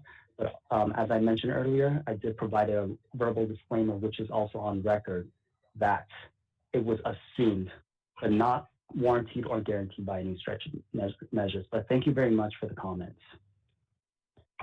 Well, what I'm saying is this. As you said, we don't know at this time. So you're talking to a majority of architects on this panel, and they have done many projects, much more complicated than what we see in front of us. And so for you to say, well, don't worry about it, it's okay, it's just not acceptable in a professional point of view. Eric, you're a licensed architect. you know what you're facing. So I'm not going to waste any more time on this. Looks like there's no motion to approve. I'm going to have to ask the commission see if they have a motion to continue this project until all of these things that we talked about are ready, including a section across the property showing the relationship between your rooftop and all the missing material on the roof gardens are presented, such as the floor finish, how you're going to drain the finish, what kind of fire pit, the railing information, and the stucco information, and the actual height information. So I think that would satisfy some of the commissioners' concern. So with that said, can I entertain a motion for continuance?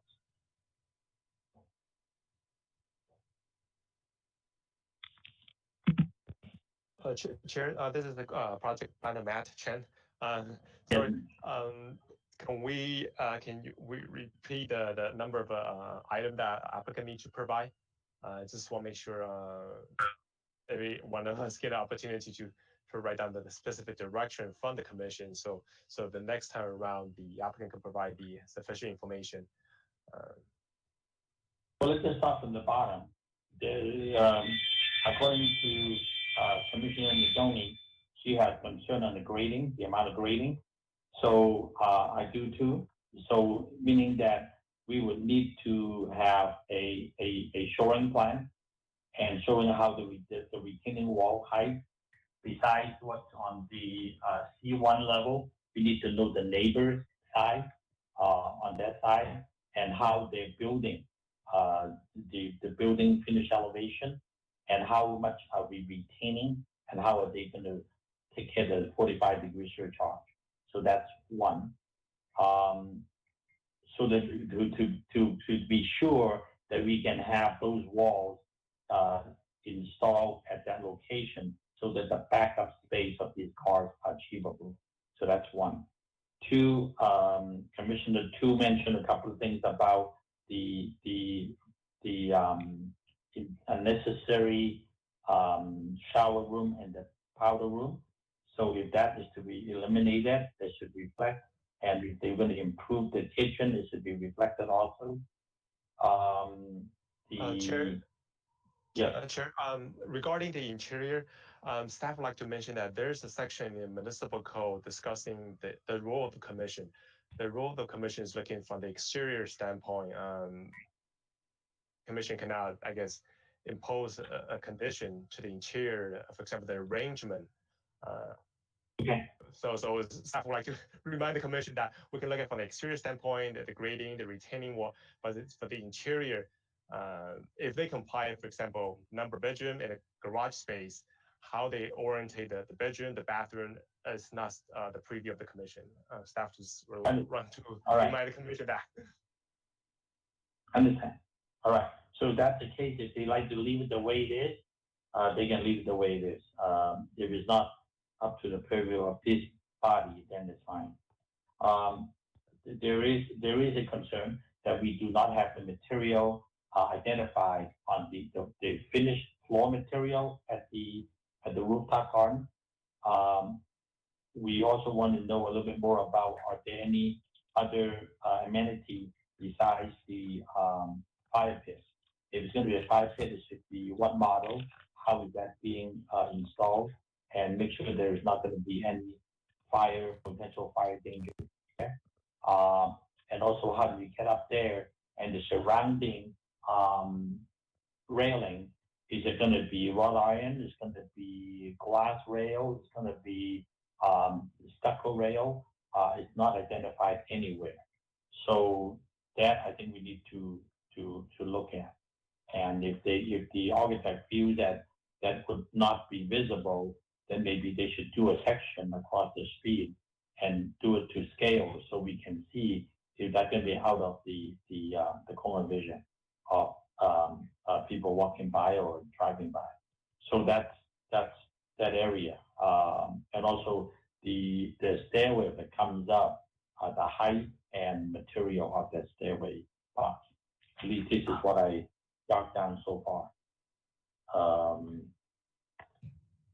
Anything that I missed that based on the commission comment? This is Commissioner Two speaking. Yeah, I would really like to see a building section. I mean, from the first review to this review, we don't see a building section that we're still having some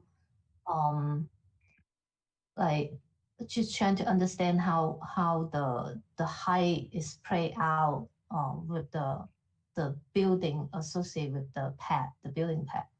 So it would be good to have the longitude building section as well as the short one that would be able to cut through with the surrounding building at the neighbor. So that would be good to have. So you want a section north, south, and east, west, right? Both sides of the building? I think this is a really typical practice, like a standard practice to provide a building section for a complete design.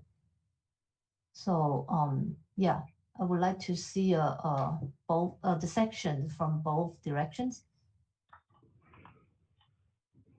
Okay, all right. So Eric, you hear that condition map? If you can jot these down, those are the kind of information that the commission would like to see when they come back next month. They're gonna need to come up with those anyway eventually. If they're gonna build a project, they're gonna need to know all this to make sure it works. I think the body is trying to address those so we don't have any big surprises at the end. It's unfortunate and it's difficult during this COVID time that we have to do it without seeing face to face, but then we, on the other hand, we still got to do it right. So, Matt, is that clear? Or did I miss anything else? Yes, thank you, Chairman. Okay. Commissioners, any other thing that I missed that you'd like to see for next time? Okay. Looks like that's what we got. So then can I have a motion for continuance then? When is the next meeting on that?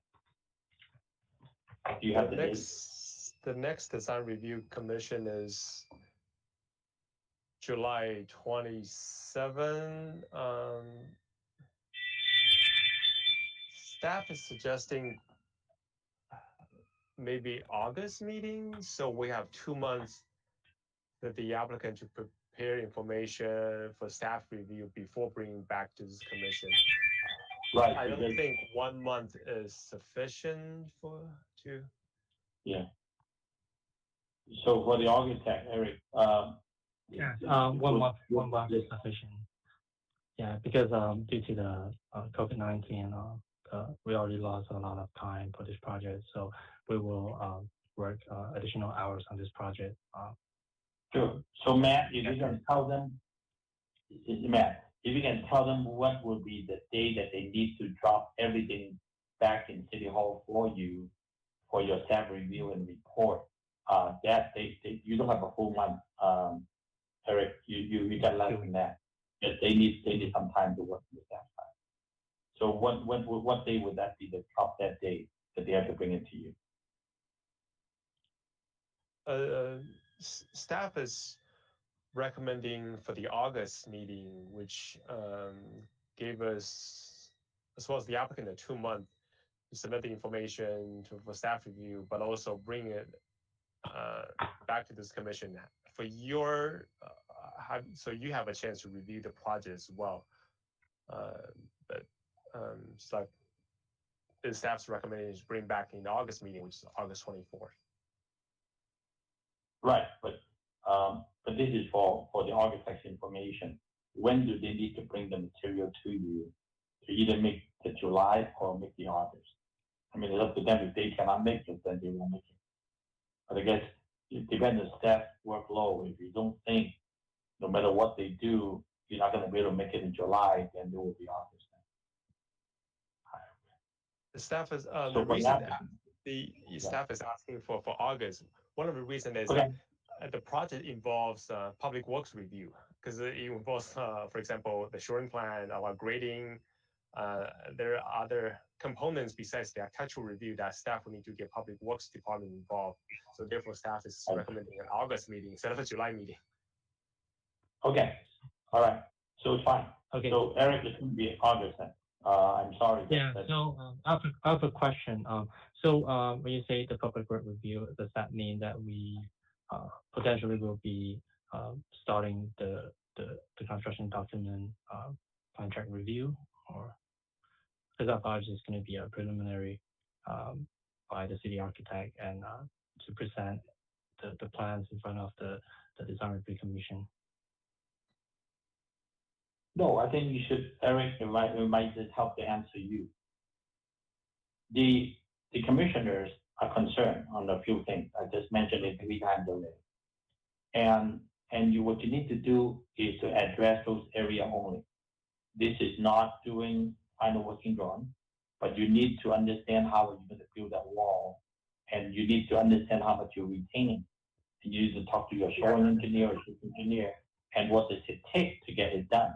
If you get the plan accurately, it could be a schematic plan, but with accurate information, so that we understand how you're going to do the grading, haul the dirt out correctly, and show up the neighbors correctly, and build the wall correctly, and how to tie it back together correctly, then I think you get the job done. It's not something that. I understand that. Yeah. But my question was. So those areas. Yeah, my question was. So probably we'll look at it. Yeah, they will look at the grading, and they look at the percentage of the SORAM and all of that. Yeah. Okay, so is going to be reviewed by the public works department before we can submit the plans to the planning department for design review. So we have to submit the plans. This is more like a question for Matt. So do we submit the plans to the public works department before and get their approval, and then submit the approved plans to you to schedule for a design review hearing? Chair, this is a project planner, Matt speaking. I think what the commission can do at this point is to make a motion to continue to a date that commission chooses, and the detail of the coordination between the staff and the applicant, staff will contact the applicant afterwards to the appropriate steps. Right. That's fine. Yeah, we're not going to solve the problem here tonight. We're just going to make a decision, yes or no, at this point. So you can work it out with Matt after tonight. Yeah. All right. Okay.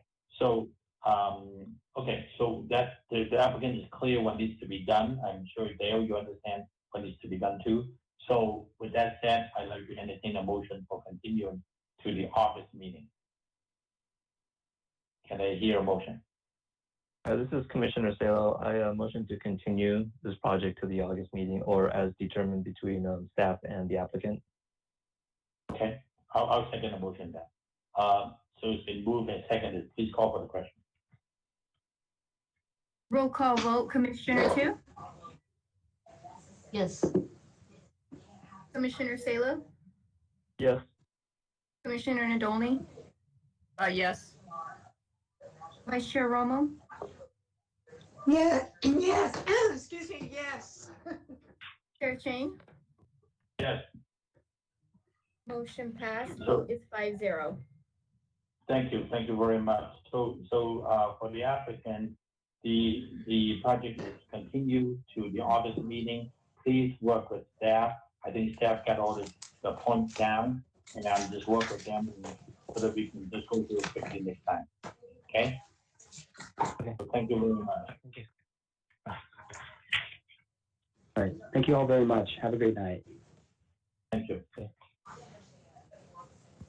All right, we move on to the next agenda item, 1509 Lafayette Street, tenant case number SPR 18-41, site plan review.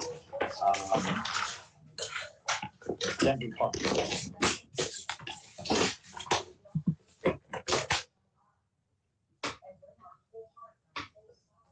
you. Good evening, Chair and members of the Commission. If we can have the participant mute your phone, so we can have a clear presentation. Thank you. Chair and members of the Commission, the second item before you tonight is a new single-family house located at 1509 Lafayette Street. Alan, can you go to slide number 2? The project is located at 1509 Lafayette Street, which is between Newbie Avenue to the north and East Valley Boulevard to the south. Slide number 3. The project site is zone R1, which is single family residence. Slide number 4. This is a proposed site plan for the project. The plan is to have a 2-car garage with a 2-story residence. And can you go to slide number 5? This is a color rendering of the front elevations. Can you go to slide number 6? Staff has reviewed this project, and the project complies with all the applicable development standards, including lot coverage, floor area ratio, building heights, setback, as well as the parking space requirement. Please go to slide number 7. Staff has also provided research the surrounding neighborhood within the 300-foot radius, and the yellow highlighted portion are the other 2-story houses within this 300-foot radius, and the blue shady area is the subject dwelling. Please go to slide number 8. And these are the other 2-story houses in the neighborhood.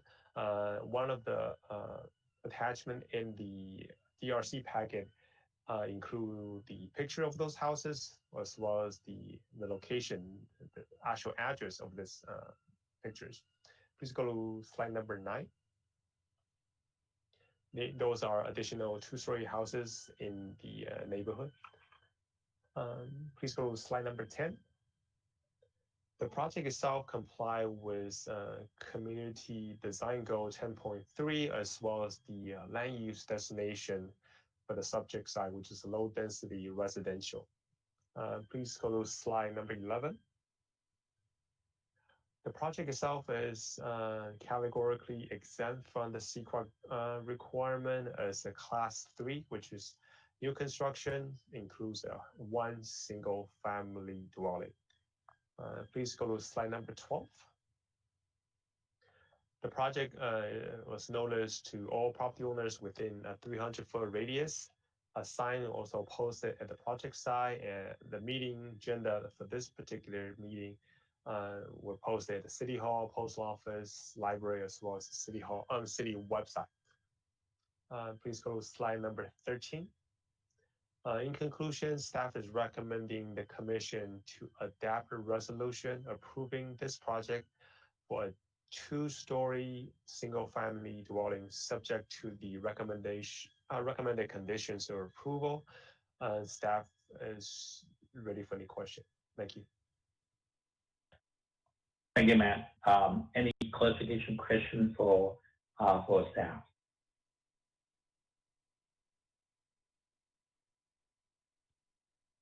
Hearing none, I would open up the public portion, and I'm sorry. Sorry, I just have one question. I noticed that the FAR is very tight, and it's also a relatively small lot too. So I would just encourage to make sure that we're not over the 35% on the FAR. Thank you. Thank you. No, any further questions for staff? If not, I'd like to open up the public portion. Is the applicant or the representative here to join us on the meeting? Yes. On the involved? Yes. Yes.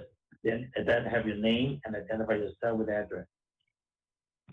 Yes, my name is Philip from 711 South First Avenue, City of Arcadia. We're representing PDS Studio tonight. Can everybody hear me okay? Yes, we can. Okay, great. So good evening, commissioners, city staff, and city consultant architect. Once again, my name is Philip. So tonight, in front of you, it's a single-family home that I have designed for the homeowner, Hugh. And the style of the architecture is Spanish style, 2-story. First off, I would like to begin by focusing on some of the key aspects of the design that we have paid attention to while designing the home. Can someone mute the background? There's a lot of background noise. Okay, so continuing, let's focus on the 2-story. Part of the challenge is how to design a 2-story home that fits in and blend in well with the neighborhood. So a couple of things that we really focus on is scale and mass. And if you look at the square footage of the second floor, we have fit in 2 bedrooms and 2 bathrooms, and the size of the bedrooms are pretty standard. And the reason is we want to keep the second floor below 1,000 square foot because we felt that this ratio in relation to both the first story and also the lot will be compatible with the neighboring house. So let's focus by beginning on looking at A1. On page A1, I highlighted the second floor building envelope so that it makes it easier for the commissioner to see the second floor mass in relation to the adjacent homes. As you can tell, on the between the rear property line and to the rear of the second floor, we have roughly about 50 feet 10 inches, almost close to 51 foot. And the primary reason is we don't want to build a second floor that goes further back than what some of the adjacent structures are. And we did have some of the adjacent structure labeled on A1, so it makes it easier for you to compare. Now, moving towards to the curb appeal, when you drive down Lafayette, the mass of the second floor is well hidden with our articulation and the design of the courtyard. As you can tell, if you look at the second floor mass above the garage, we have roughly about 25 foot 6 inches between our second floor and the next story structure, adjacent property structure to the north. And you look towards the south, we also have about the same distance. We have about 27 foot 6 inches from our second story structure to the adjacent house structure. And this design can be studied by looking at our 3D rendering on page A1.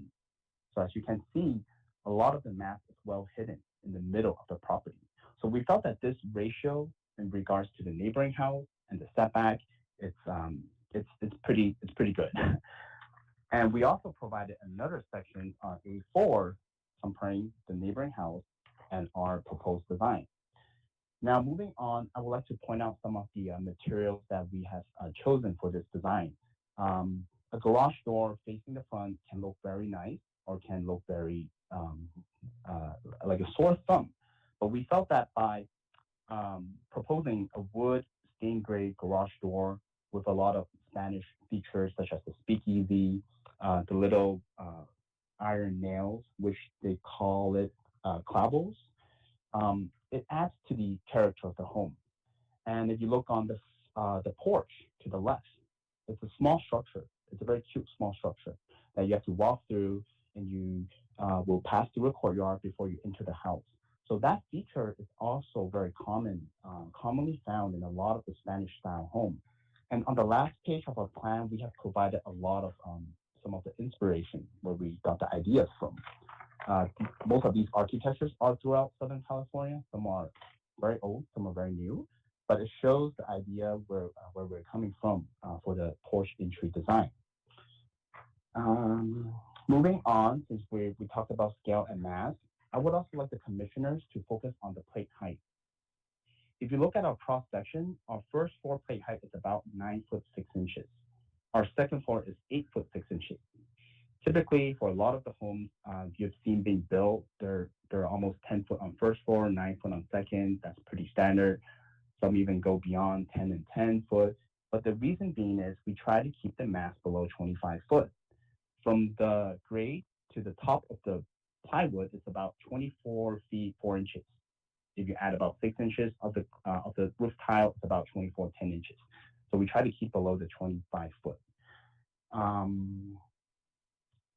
And lastly, when we're doing the design for the homeowner, I really encourage him to say hi to the adjacent neighbors, present themselves, ask them to look at the plans, and invite them for comments. And he's here tonight, and he could maybe address some of the concerns. I believe there might be some concern from the neighbor among talking to them. One of them is about the privacy issue. Hence, the design that you're seeing in front of you, we try to reflect that by placing the second floor and being sensible with where some of the window placement. But overall, the neighborhood, the design was well received among most of the neighbors. So tonight we're here to answer any questions that any commissioners might have.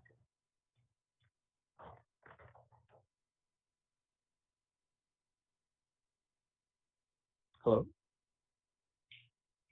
I need to unmute myself too. Any question for the project applicant from the commissioner? Mr. Tu, we'll start with you, and do you have any question for the applicant?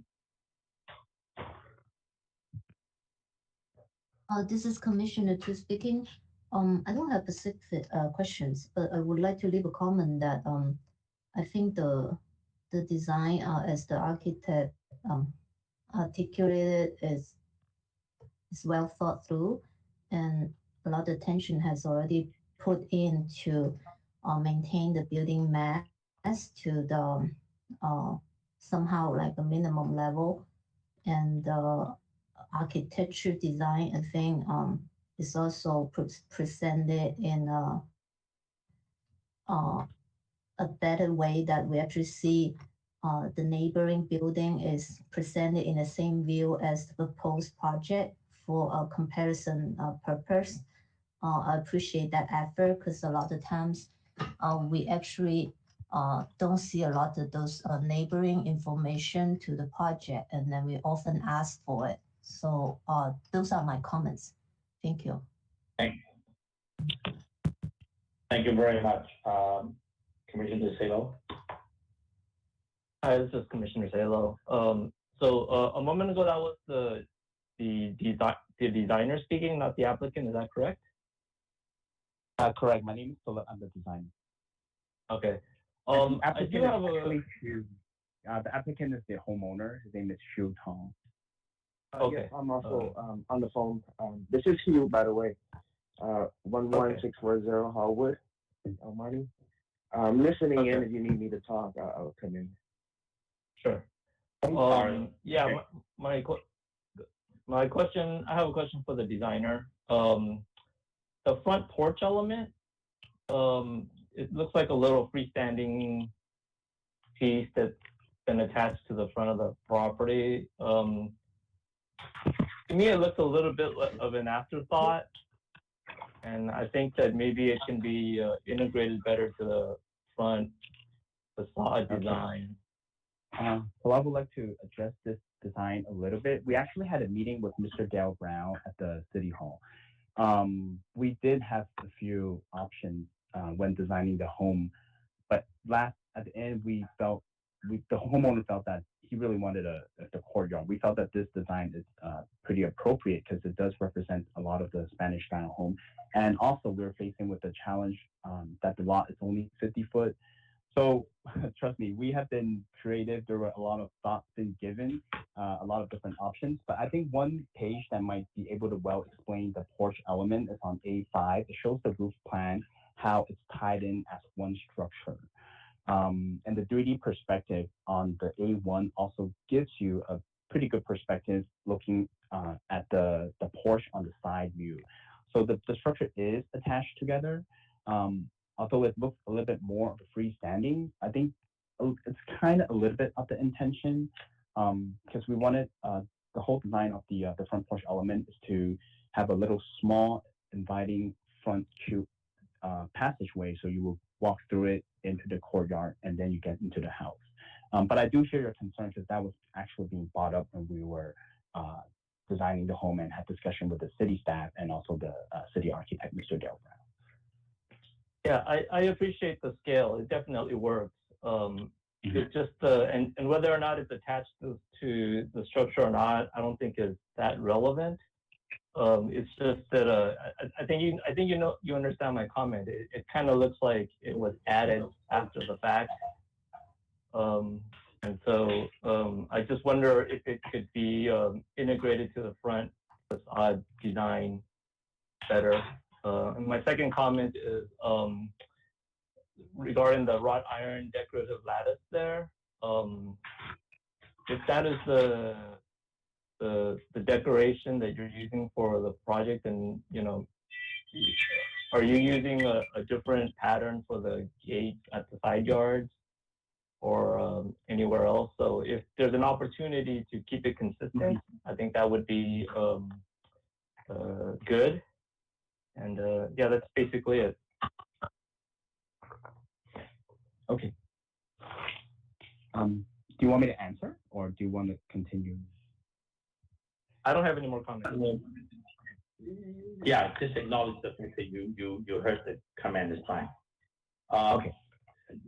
I apologize. I didn't get a chance to allow the property owner to make the statement. Did I hear that correctly, Mr. Tom? That you would like to speak before I go on with other commissioners? Maybe I'll allow you a chance to address the commission. Mr. Tom? Yeah, sure. Yeah, sure. I'm here. This house is really for me and my family of 4, 2 kids, one 3-year-old and one 6-year-old.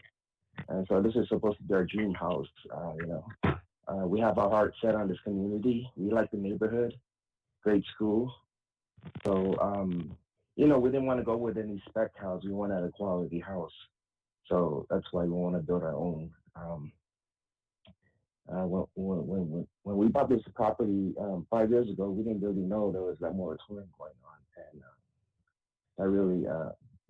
that just really caused a lot of problems for us financially.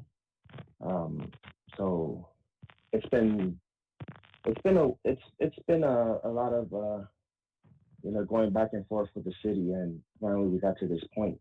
So thank you to Philip. So first of all, this floor plan is really designed for our kids. Everything's kind of revolved around them. We wanted the extra backyard space, the second floor bedrooms, so we can open up the windows at night and to still feel secure.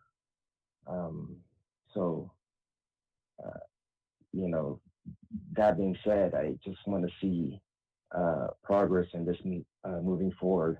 It's kind of been a strain on us emotionally. That's all I have to say. We did talk to the neighbors. I know there was some concern about the backyard being not maintained. I am in talks with the tenants there, making sure they're going to clean up the back. Regarding the privacy to the house on the south side, I did talk to them, and they're willing to work with me. I mean, I offer maybe suggestions for putting in some vegetation to create that privacy on that side. They were happy with that, so that's an option that we can talk about. And I think that's all I have to say. Thank you, Mr. Tom. For the record, you did say that you are building this home for your own family, for your own personal use, right? Yes. Okay, thank you. Appreciate that. All right, so let me go back on to questions again from the commissioners to the applicant's representative. Commissioner Nadolny. Yes, thank you. This is Commissioner Nadolny. First off, I would like to actually congratulate the designer, as Commissioner Tu mentioned, for having the adjacent lot elevation showing both elevations of properties on either side. I think that's always important, and I would encourage staff to make sure that we see that almost every time that we take a look at it. Even though we have Google Street View, there's nothing like seeing the elevation of the proposed project next to the existing property. So I thank you very much for that. I want to thank you too and give kudos to the owner who has done his own neighbor outreach. I think that's also very important. So thank you for that. I really just have two very small questions or issues. I have a question on the closet in the master bedroom. How does it work with the windows? You've got this wood, I believe this wood kind of overhang that you've shown on your design inspiration sheet. And I understand that, but I'm not quite sure understand how those windows, there's 3 windows in that walk-in closet, and I'm not sure how they would work with any closet rods or clothes. So that's one question. And then on the exterior, your inspiration shows more vertical lines. I'm not saying that you would do more windows because again, it's a closet, but you have on that elevation, I believe it's the north elevation, it'd be nice to see some verticals carrying through on the corbels below, just so you get a little bit, so it's not just flat wood going across there, but you have a little bit more detail. And then again, I'm back to my, you have a front window facing the street in bath number 2, which I would ask, since is over in a bathroom area over a toilet, is it obscured glass? If not, I would highly recommend taking and making it a little bit higher for obvious privacy. So those are actually my only 2 comments that I have. Thank you. You can answer, the question is for the designer, really, on the windows in the master closet. Okay, may I answer? Sure, yes, please. Yeah, please, John. So yeah, you are very correct on the inspiration. The last page of the sheet is actually a part of the inspiration. And the reason why we added the pop out of the window is, one, we removed that element. It becomes pretty apparent that the wall is pretty vertical on the side elevation. So that was one of the reasons why we added there. So to address the comment, we could add in more detail. We could actually make the windows longer. Can I have everyone mute their phone for a second? I'm sorry. Okay, so we could actually elongate those windows to make it closely resemble to the inspiration pictures. Although it's a window, it doesn't have to be functional, meaning we can make it into 2 pieces where we can hide the bottom portion of it. But from the exterior, from looking at the building from the exterior, you will see those windows being taller. Now for the window above the front door, I think you are correct. It would be a lot better off if the window is obscured. I don't have any issues as long as the homeowner is okay with it. The sill height is about 3 foot 6 inches for that window. So it is above 3 foot 6 from the ground, which should be enough for privacy issue. But if it's obscured, it will definitely be good. So I'm able to change that on my plan if the homeowner is okay with it. Can you address the windows in the closet? Because right now there are 3 windows in the closet, and from finished floor to the bottom of the window is 5 feet, which doesn't really give you a location for a clothes rod, either a double rod or a single rod. So we could actually make the windows longer, but then we could cover it on the inside, meaning you will have a double wall. So we could actually, it's almost as if the windows are decorative. It's almost as if the homeowner is paying for a larger size window, but covering a portion of it, mainly to give that look on the side elevation. I know it's on the side, but we tend to want to make the side look good as well. So I really do prefer to have that element there. But the window, yes, it's inside the master closet, but we could actually bring the sill height up higher. So there's a couple of interior design that we could actually do. We can even cover up the window so that you don't even need to see the window. But from the exterior wise, it will look good. But with that being said, I also want to add in more detail, as you mentioned. I do agree with it. If you look at the inspiration picture, the pop-up bay window actually has more details in it. The windows are much closer, it's longer. So using that as an inspiration, we could actually revise the design to make that portion look a little bit better, playing around with the window and some of the wood pattern design. Thank you. I hope Yes, that I answers would your question. recommend that. But again, if you're going to have a window in a closet, just make sure, and it's operable and you want it for light, just make sure it works. Mhm. Thanks. Okay, great. Thank you. All right, Vice Chair. Yes, I'd like to congratulate the architect. I was very pleased to see the inspirational images because that gives us a little bit more insight to what the project is supposed to be and what you want it to be.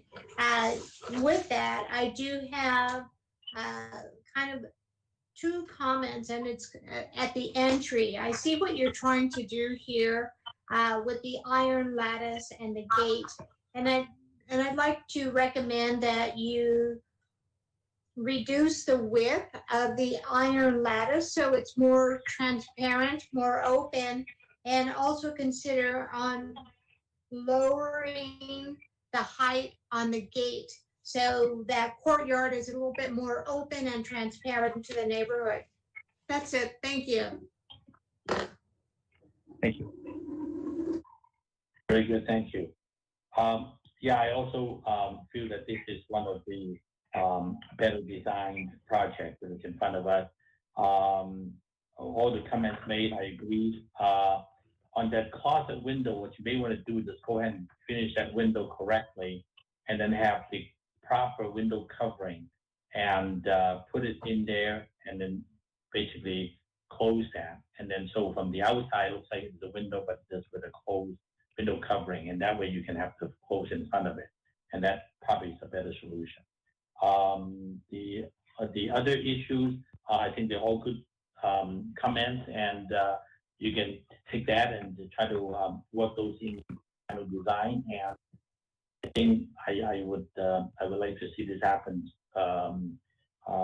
soon. So with that said, I think we are ready for emotion. Let me see. Oh, sorry. There's some comments from the public. Sorry, Jackie. Are there any? We do have two comments that has sent in to you. Can you read it for us, please? Yes, Chairman. Let me pull it up. The first one is from Maurice Look, addressed to Senior Planner Chang. It has some grammatical errors. I'm just going to go ahead and read as it is written. I live on 1508 Walnut Street.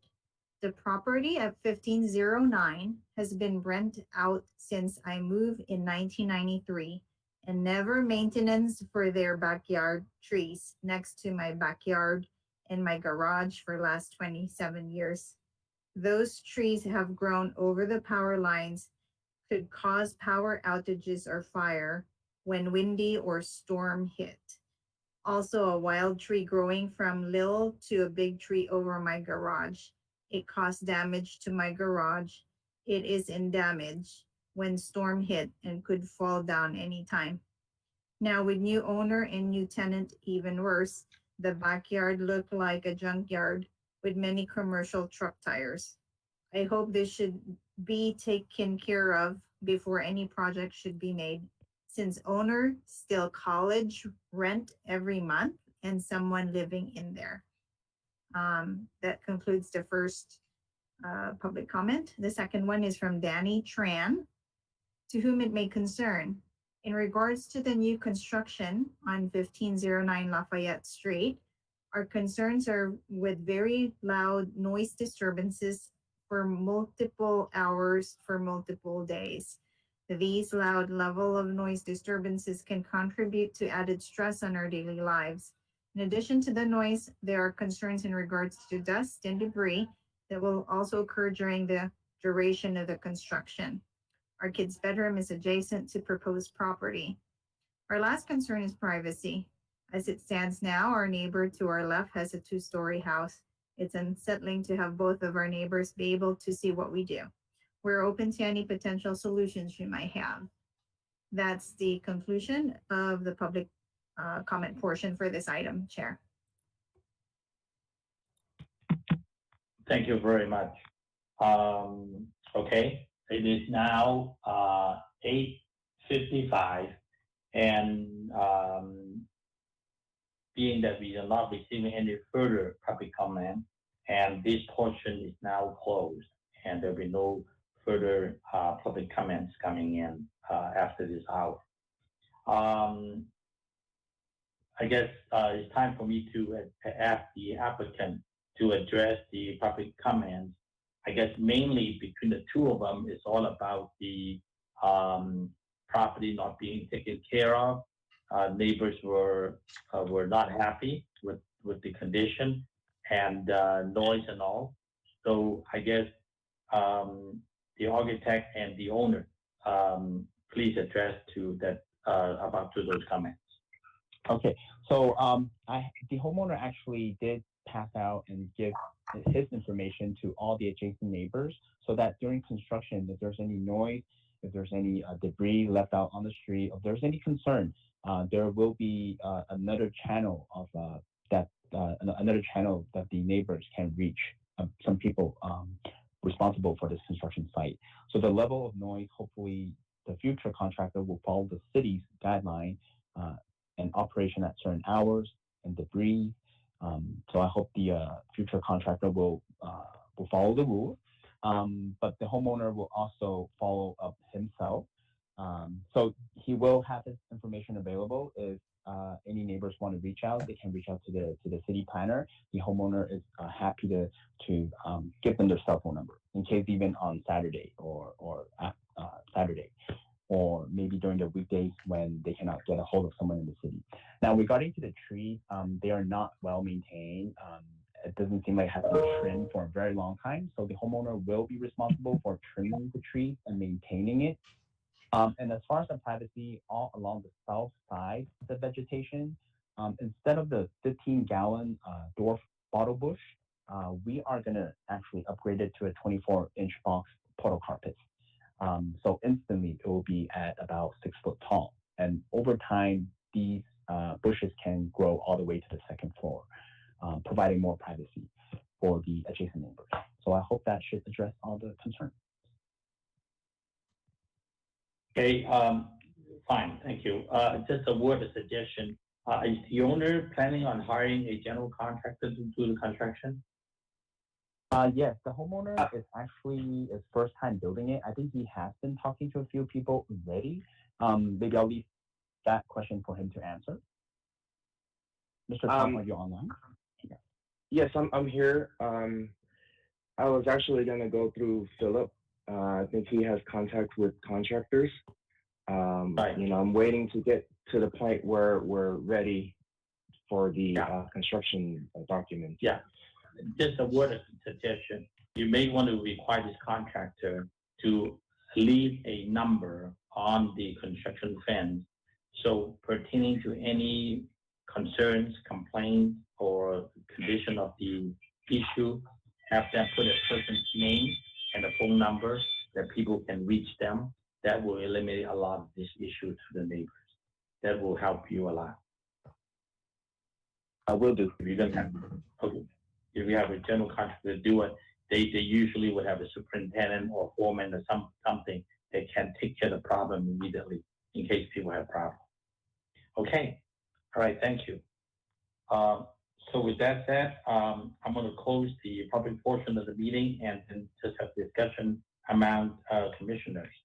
I think I heard that based on what I heard the first round, said the project is approvable. And are there any further comments from any of the commissioners? Hearing none, can I entertain a motion for approval with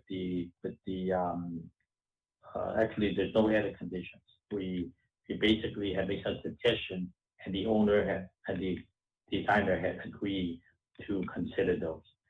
So do I hear a motion? This is Vice Chair Romo, and I'd like to move to approve the project at 1509 South Lafayette. Thank you very much, Vice Chair. Do I hear a second? This is Commissioner Nadolny, I second. Okay, we move in second. Any further discussion? Hearing none, let me have staff call for the question.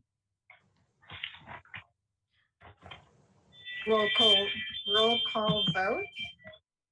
Commissioner Tu, Yes. Commissioner Salo, Yes.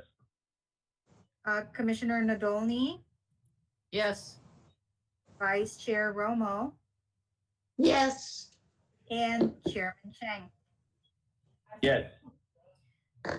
Motion passed by a vote of 5 yes, 0 no's, and 0 abstentions. Motion carried.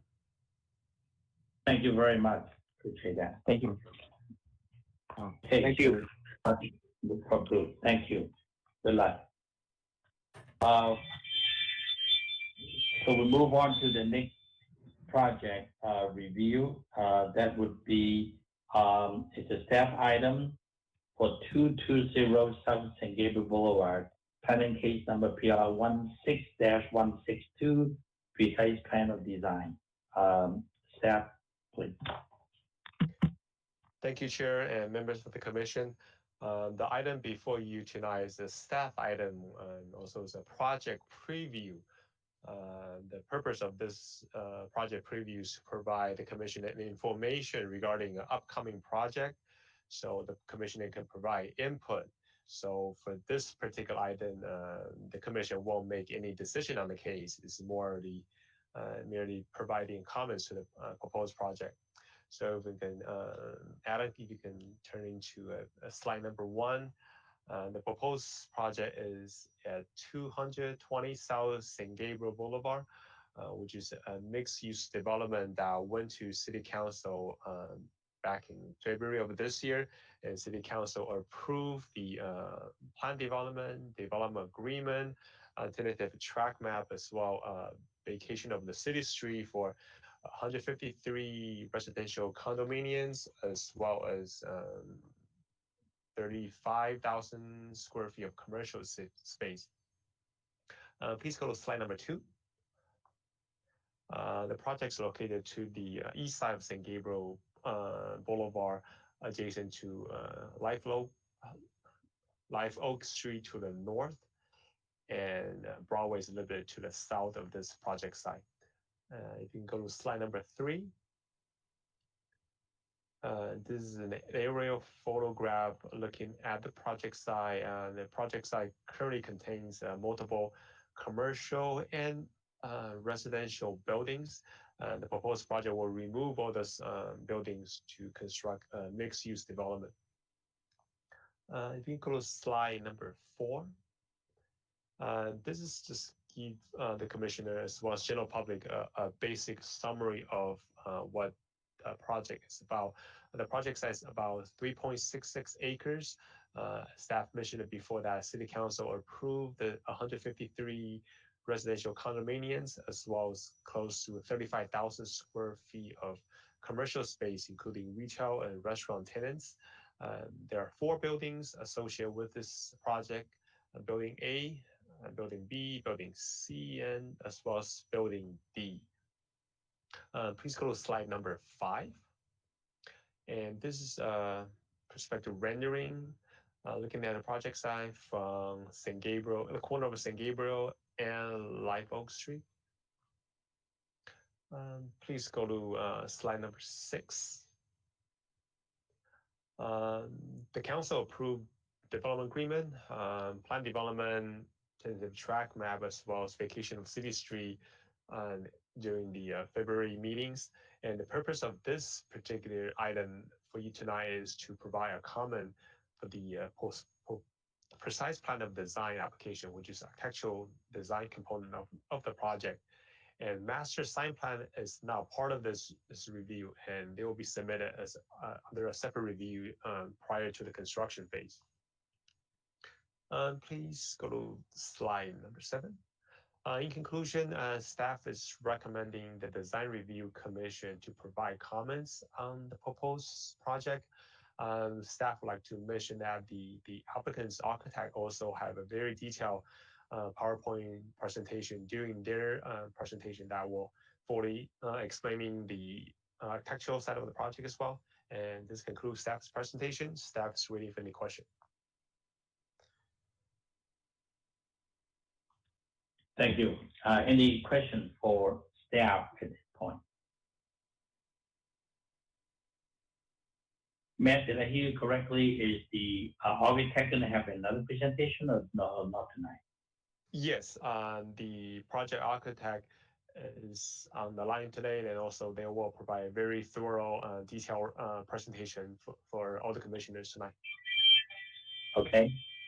So is the architect online? Please give us your name and address to identify yourself. Good evening, Chairman and Commissioners. My name is Brian Husting. I'm with Colin Altamari Architects. And what we're doing tonight is kind of giving the new commissioners and yourself kind of a refresh of this project, where it's been, how it got to where we are. You have been given a complete package. We are doing a much smaller version to just go over the complexity of the project so everybody understands. We thought tonight might be more helpful than just jumping into a session where we would be asking for approval. So what we're hoping to solicit tonight is your reactions and comments, and we can take that into account and come back to you at a later time. So it's more informational tonight, a little bit more relaxed, if you will. It's a big project, so there's a lot of complexity to it, and kind of like to just go through it with you. If we could move to slide number 2, please. What we've done is we've kind of laid out all the times where we've met all the various commissions, planning department meetings, and so forth. So we submitted the project about 3.5 years ago, and it's been almost 2 years since our last design review commission meeting. So a lot of things have been happening in the last 2 years. We did receive planning commission approval. They moved some of the massing around on the project. And then when we went to city council, they actually removed a floor of the project. But as we made the transition since the last design review commission, we were informed by the senior planner at that time that we could not meet with you during the planning commission review and the city council. We'd have to wait for approval. So we were hoping that we could have used this time to work through items with you, but that process has now changed with the city. Just recently, the plans have been sent to Dale Brown for his review. He has not had a lot of time since the changes of February to review it, so I'm sure it's going to take some time before he gets to do a more thorough review and pass along his comments. So during this past time, one of the things we've always been wrestling with is what are the benefits we're providing the community as to offset the increased density. So we did studies of parks at different parts of the city offsite. How can we buy park land, make something for that area? Can we make donations? And it's been a series of negotiations with the council members and city staff till we finally came up with a development agreement that was actually approved. So that's, it's just taken us a while to do that. So let's go on to slide number 3, please. So this is kind of a comparison on this slide between where we started back in 2016 and kind of where we are today in 2020. There was a drop of about 11 units by city council. We had made a deal with the planning commission to reduce the massing on the east-facing buildings and putting the additional units on top of the street side, but that didn't go over well with the city council, so that was removed. At this point in time, the owner has decided not to reduce the number of parking spaces. We'll keep them for what they are. As we go through the process, we may fine tune that a bit as we understand our grading and excavation work that needs to be done. As Matt mentioned, there's essentially 4 buildings here. Building A, which is mixed use, commercial and residential. Buildings B and D, which are residential, and a clubhouse. But all of these sit over subterranean parking, and everything is built within 2 project phases. So let's go to slide 4, please.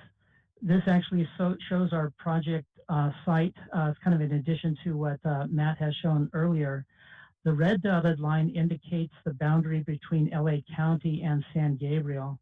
So as you can see, we're right up against a lot of kind of non-conforming residential lots in LA County. And a lot has happened with the council and how we butt up against LA County. A lot of the residences made comments that we listened to when we adjusted our project. And as we go through tonight, I'll share with you the changes that we have made since the last time 2 of you at least have seen the project. So let's go to sheet A 2.2. This is the existing property now, which is comprised of 10 different lots. And as Matt pointed out, all the existing buildings will be removed. When the project was first submitted, we had a residential holdout property, which is the location of buildings A and B on this plan. The family had died. Family members that survived were wrestling with the ownership of the property, and it took a while for our client to actually be able to purchase this and bring it into the development. And so we were always wrestling, do we get it, do we not get it? And we started the project off with 2 options on how to deal with that. It has now been brought into the project, and the project has been adjusted to include that lot, and I think the design is stronger because of that. Let's go on to slide number 6. This is the site plan, and I want to spend some time on this in talking about site circulation because it's really important that you understand this as we move forward. I had some other exhibits, but we were trying to keep this a little bit shorter. So what we have here as a mixed-use project, we're trying to bring in commercial patrons to park in our parking lot, go to our stores, eat out our restaurants. We have residents that are coming home each night, leaving in the morning. Their guests are coming over. And then we have service vehicles that are coming to pick up trash, drop off loading for the restaurants and the retail. So there's a lot of different circulation paths going on. So I want to spend some time and explain that to you. On East Live Oak, we have a 2-lane driveway going in. And if you continue to drive that towards the right-hand side of the sheet, you'll end up on the first level of subterranean parking that has begins the descent for all the commercial patrons and the loading areas. So all the loading trash trucks will come in off of East Live Oak, work the loading facility, and then they will come out of the parking structure on Winchester and then turn right onto Wedgwood to exit the property. So all service path is a one-way street. You come in off Live Oak, you exit off Winchester, and you can turn right or left on that. If you're a commercial patron, you want to go to the stores or have dinner at one of our great restaurants, you have multiple choices to come in. You could come in off of Live Oak and go into the parking that way. You can come in off of Winchester and go in on that way. You can exit on Live Oak, but one of the city council requirements has restricted us to only making a left turn lane. I believe Charlotte Street nearby is getting impacted, and the residents have voiced concerns about traffic flow. So we are not going to place any additional traffic from our site into the neighborhood.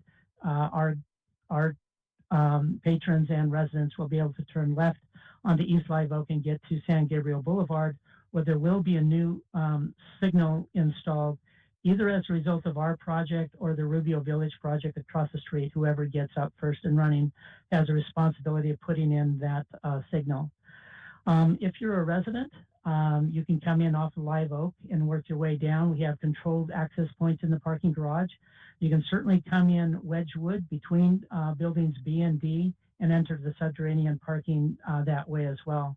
As a resident, you can leave on Live Oak, you can leave on Winchester rather, and you can circulate below. So there's multiple different ways to leave the site. And I think the residents are going to figure out which path works best for them at different times of day. So we would expect that to happen. As we take a look at Winchester, Public Works made us put in kind of a half a cul-de-sac, if you will, to facilitate street cleaning. So we had to pick the radius of their street cleaning vehicles to set up the cul-de-sac. Part of our project to the right-hand side also overlays the Rubio Wash by the county, and we've been working with flood control on what we've been able to do. Their advice is for us to not touch the flood control channel or the level portion. There is plans for a bicycle path along there. That will have to be regraded and reworked when the bicycle plans become a reality. But for the time being, we are not developing in that area, and it's just kind of off limits, but we are not doing any extra work there as well. Building C is our clubhouse. Our original presentation had a swimming pool, deck areas, cabanas in there, which we thought were really nice. The residents thought it was a future location of noise and it would be disruptive to them. So we have removed the pool and deck, and we are just right now calling it residential common open space and showing it as a turf area. We don't have an activity that we can come up with that won't be detrimental to the residents. So we've also increased the setbacks on building C. So it went from 5 feet to 10 feet. Building got a little bit narrower. We've also increased the height of the security walls, perimeter walls around building C from 6 feet to about 8 feet. So as much as possible, we're trying to not have an impact on our neighbors there in the county, and we're trying to do that as much as possible. So let's talk briefly about buildings A, B, and D. Building A, the site is hilly at San Gabriel and Live Oak. It's kind of a 0 point. But as you move to the right-hand side on San Gabriel and get to the corner at Wedgwood, you drop about 7 feet. So there's an elevation change there, and the retail shops, as you'll see, step to take up that elevation change.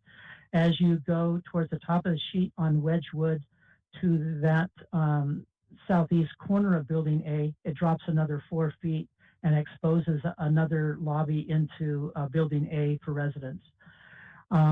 So there's about 5 levels of residential above the retail level here. And what we try to do as much as possible is pull back the top level to try and pull it in, and so it's make it disintegrate a little bit as you get towards the top of the tower. Buildings B and D are purely residential, and what we've done is the portions of buildings B and D that are orientated towards the east and LA County residences, we've made those 4 stories. And then the side of those buildings that faces San Gabriel Boulevard are actually 5 stories. And so this is where we tried to do a swap with the planning department, and taking those units, we dropped to 4 stories and putting them on Building A. City Council had different thoughts about that. Let me see if I have anything else to add to that. Okay. No, so yeah, increased setbacks for Building C since the last time you saw it. So let's go to slide 7. This is a little bit difficult to show because the ground is starting to fall away as we get to Wedgwood and San Gabriel. But if you come in off of Live Oak, that drive is relatively level, and you can see where the loading docks are that would be used for trash pickup, restaurant, food, and so forth. And then we have service elevators over by the area that says retail parking, where the food and the goods and deliveries and trash would go up to the various retail areas. If you stay in the parking area and get closer to San Gabriel Boulevard, you can see the escalators and the elevators that take you up and down to the parking level down below and to the retail up above. So those are retail elevators and circulation items only. to the right-hand side of Building A at Wedgwood, we have two elevators that take you all the way up into the tower and connect to the parking garages. At San Gabriel Boulevard and Wedgwood, as the site drops down, we are activating kind of a dining plaza and restaurant there on the corner.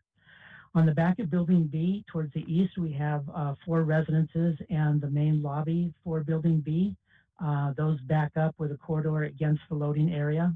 And then Building D, which is our second phase, is actually purely residential. And it goes up to 4 and 5 stories, as I've mentioned before. And then you can see Building C, which is our clubhouse amenity for the residents. As we go to sheet number 8, we are now kind of on the retail level of Building A. We have a corner plaza, outside seating areas for the restaurants. We intentionally didn't want to activate a rear open space connection between here because we thought it was important to have areas for outside dining, let the storefront show, get it activated with people. Really, what we're trying to do is pull the people away from Rubio Village and tell them, hey, come over and have our restaurants. We're a notch above you. So we're trying to create that atmosphere that they get to look down, maybe want to be a part of it. Some of the great things that came out of working with the Planning Commission, they got some rather retail architects on their staff that has helped us create more circulation through our retail buildings to a back open space that you'll see on the next sheet on there. We've kind of always struggled with this, and working with them is just gotten better. So you have a way of flowing to the back area, seeing those retail stores, and then coming back out to San Gabriel Boulevard again. Whichever way you're walking the boulevard, you can go to that back area. And then we have a couple of units added once we picked up that residential lot that was a holdout for some time. We still have the volume of the loading dock, so there's still that there. So Building B still has 4 units on this level before it gets to its full plate of units on the next floor. Building D is still residential, working its way up.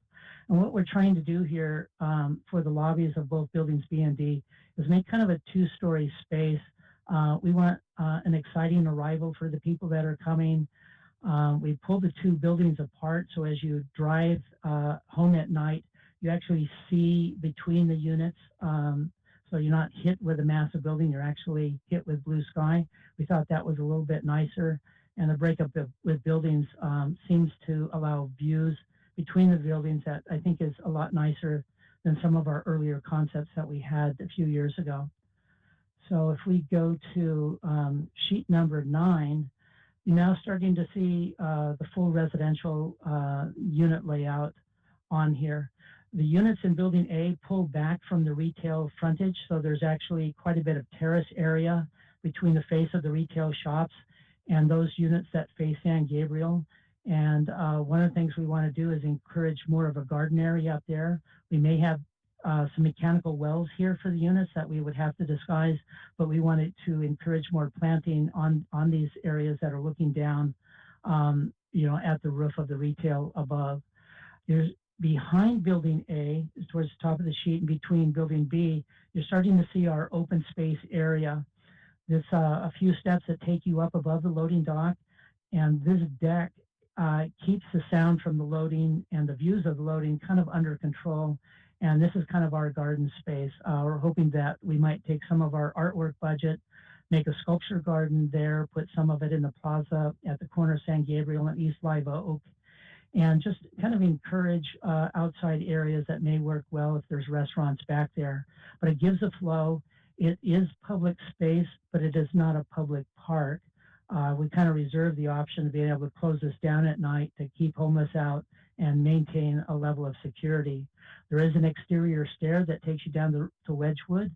If you're one of the residents that wants to go to that plaza, you can cross Winchester and use that stair to take you up, or you can go to Building A and take the elevator up. You can always have the choice of going into Building B, using that elevator and going to the left and coming out as well. So the residents have multiple paths of getting to that deck depending on what they're trying to do, how nice it is, and so forth. All the elevator cores in the residential areas go down to all the parking levels. So there's ways of circulating down there as well to reach the various elevators as well. So let's go to sheet number 10. And you're starting to see here on buildings B and D where the residential levels have dropped off, and you're seeing levels 5 there, and still a full build out on building A. If we go to sheet, slide number 11, you're seeing the final amount of building A, where that final massing is located on San Gabriel Boulevard and not on Live Oak. And that kind of represents, the full build out of the project. So on sheet 12, you're seeing one of the main parking levels. In the middle between B and D is the ramps coming down from Wedgwood. There's public guest parking at this level, and then we have a gate that takes you into the secured parking for the residents, and another ramp that takes you down to another level. Where it says San Gabriel and Live Oak, that area is kind of reserved for all the commercial patrons in that zone. So they're kind of always kept there, and their path within the parking structure is fairly well defined. And again, access to elevator and escalators that take you all the way up. On slide number 13, it's the lowest parking level, which is all residential. So you can park below building A if you need, B if you're assigned to that, or D.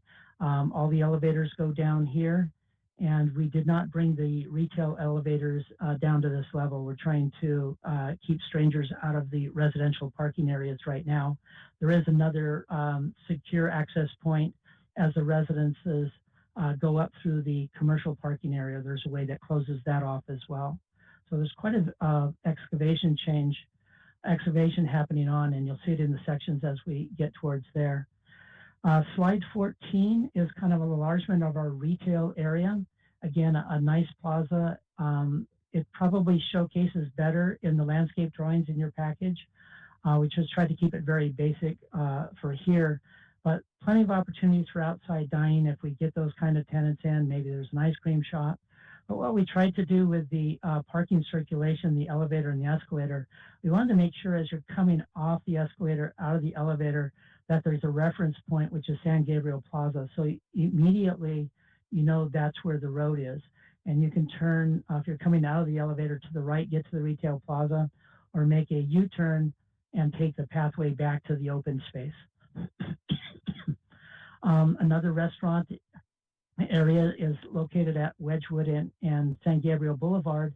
And because of the elevation changes, this restaurant has the ability of having a mezzanine space in it for upper level dining. We would only install that if that tenant desires that, but that area has been included in the count, and we're showing a small elevator if they have that desire. Depends upon the tenant and what their model is. We have a variety of retail spaces kind of in the middle. The division between the retail spaces coincides with steps in the slabs at this point in time. We are showing a service corridor dividing retail in the back and the front. However, if we get some large tenants, that corridor can go away, as well as the shifting of the elevation slabs. We would work with whoever the initial tenant is as an anchor and design just for them. But because of the stepping, because of the sidewalks on San Gabriel, the entry doors are positioned at certain points so that you're coming in directly off the sidewalk without any steps. And then there is elevation change on the backside. Those retail units are fairly level. And you can see behind the restaurants to the left, we're starting our residences at that point in time. If we go to slide 15, you're starting to see our elevations. It's a big project. And what we're trying to do is break up the massing of the building with our balcony construction on our residences and our retail, just to make it more interesting to be along the boulevard. We didn't want one monolithic look up there. So there's chaos, there's randomness, there's a variety of roof height balcony types and so forth to make it worth looking at a second time when you drive down. And what we've tried to do is for the retail areas is develop facades that are primary facades that might represent the entry to a larger store, secondary facades where it's toned down a little bit, and maybe a third level of facades where it's not quite as detailed. And so there's some kind of movement within the facade to try and create these primary and areas to draw your eye to, where it's reinforced with signage and so forth. The residences on the lower part of the sheet are, because they don't have the retail component, this is actually the entry into buildings B on the left-hand side, D on the right-hand side, and you enter through where the trees are. The lower portions in the middle are the actual two-story lobbies for the residences, so you can come out or have your guests come in at that point. And we'll have the corridors on the second level look down into there. On the left side of the lower elevation, you're seeing the open space. And so the units are a little bit raised, so they're not at that level. Again, we want to encourage the public to use it, but not be intrusive to the unit. So there is an elevation change, a little bit of a screen wall, giving a little bit of privacy to those units. If we go to slide 16, we're seeing the back side of building A. To the left is a two-story elevator lobby that takes you all the way up through the tower. And just a little bit to the right of that is the entry to the parking garage. And then on that same top elevation, you see the entry drive coming in off of Live Oak. Live Oak, it actually has quite a bit of slope to it. So as we get to the driveway, we're already a floor below. And so we can come in almost level and enter into that parking garage. The lower elevation is the elevation of the east side that faces the LA County residences. And so what you can see is the four-story of residences. And then about halfway through the tower, you're seeing a wall with periodic openings in the corridor of the fifth level. But at the height of the residences, we expect the facades of the four stories to kind of cut off that back view. So from their perspective, it should appear as a four-story building unless you look at it obliquely. So if we go to slide 17, this gets a little bit more complicated here. The top is the view of Live Oak. To the right-hand side of that is San Gabriel Plaza. And as you can see, Live Oak's sloping down. And this is where we come into the lower parking area. And then we've pulled back buildings B and D at least 40 feet from the property line, a lot more than what we were required. And this came about because of comments from yourself, comments from the neighbors, planning, and everybody kind of worked with us to try and not have such a huge impact on LA County. So we have really big setbacks. We reduced the massing of the project, trying to increase the massing along San Gabriel Boulevard to try and offset that as much as possible. At the lower elevation on this sheet, there's a gray area that says open. That is the exit from the parking area where the service vehicles would come down and then exit to San Gabriel Boulevard, which is on the left-hand side of that elevation. And then the ramp you're seeing is for the residents that would come down to their parking garage, and their guests would come down to that parking area.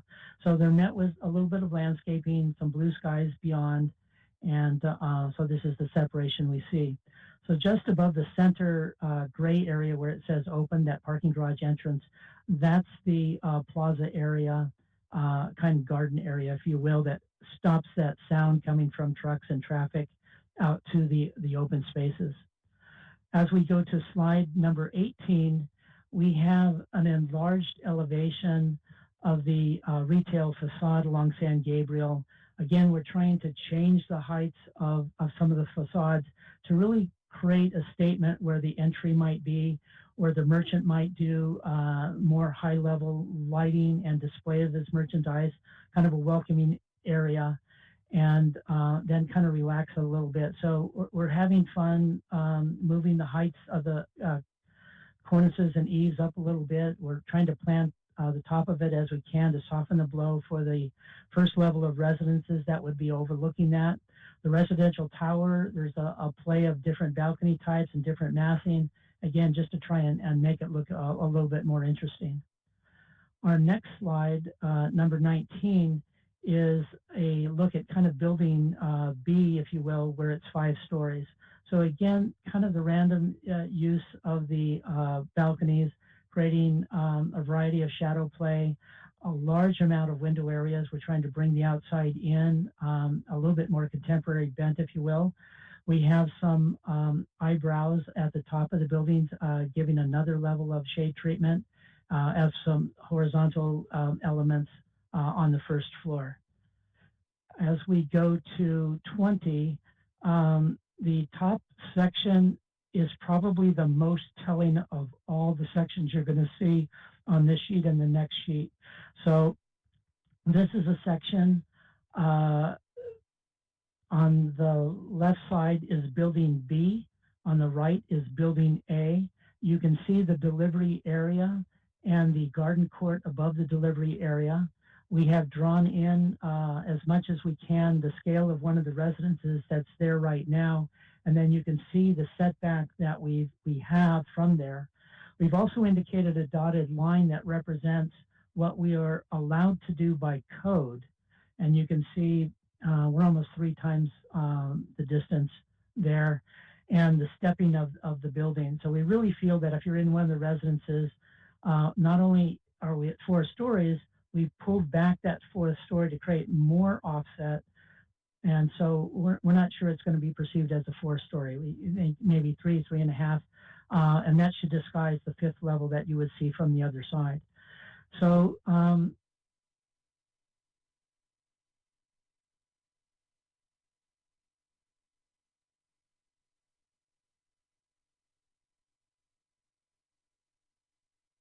the sidewalk of San Gabriel starts going down as it gets towards Wedgwood, even to the point that we can slip in a mezzanine.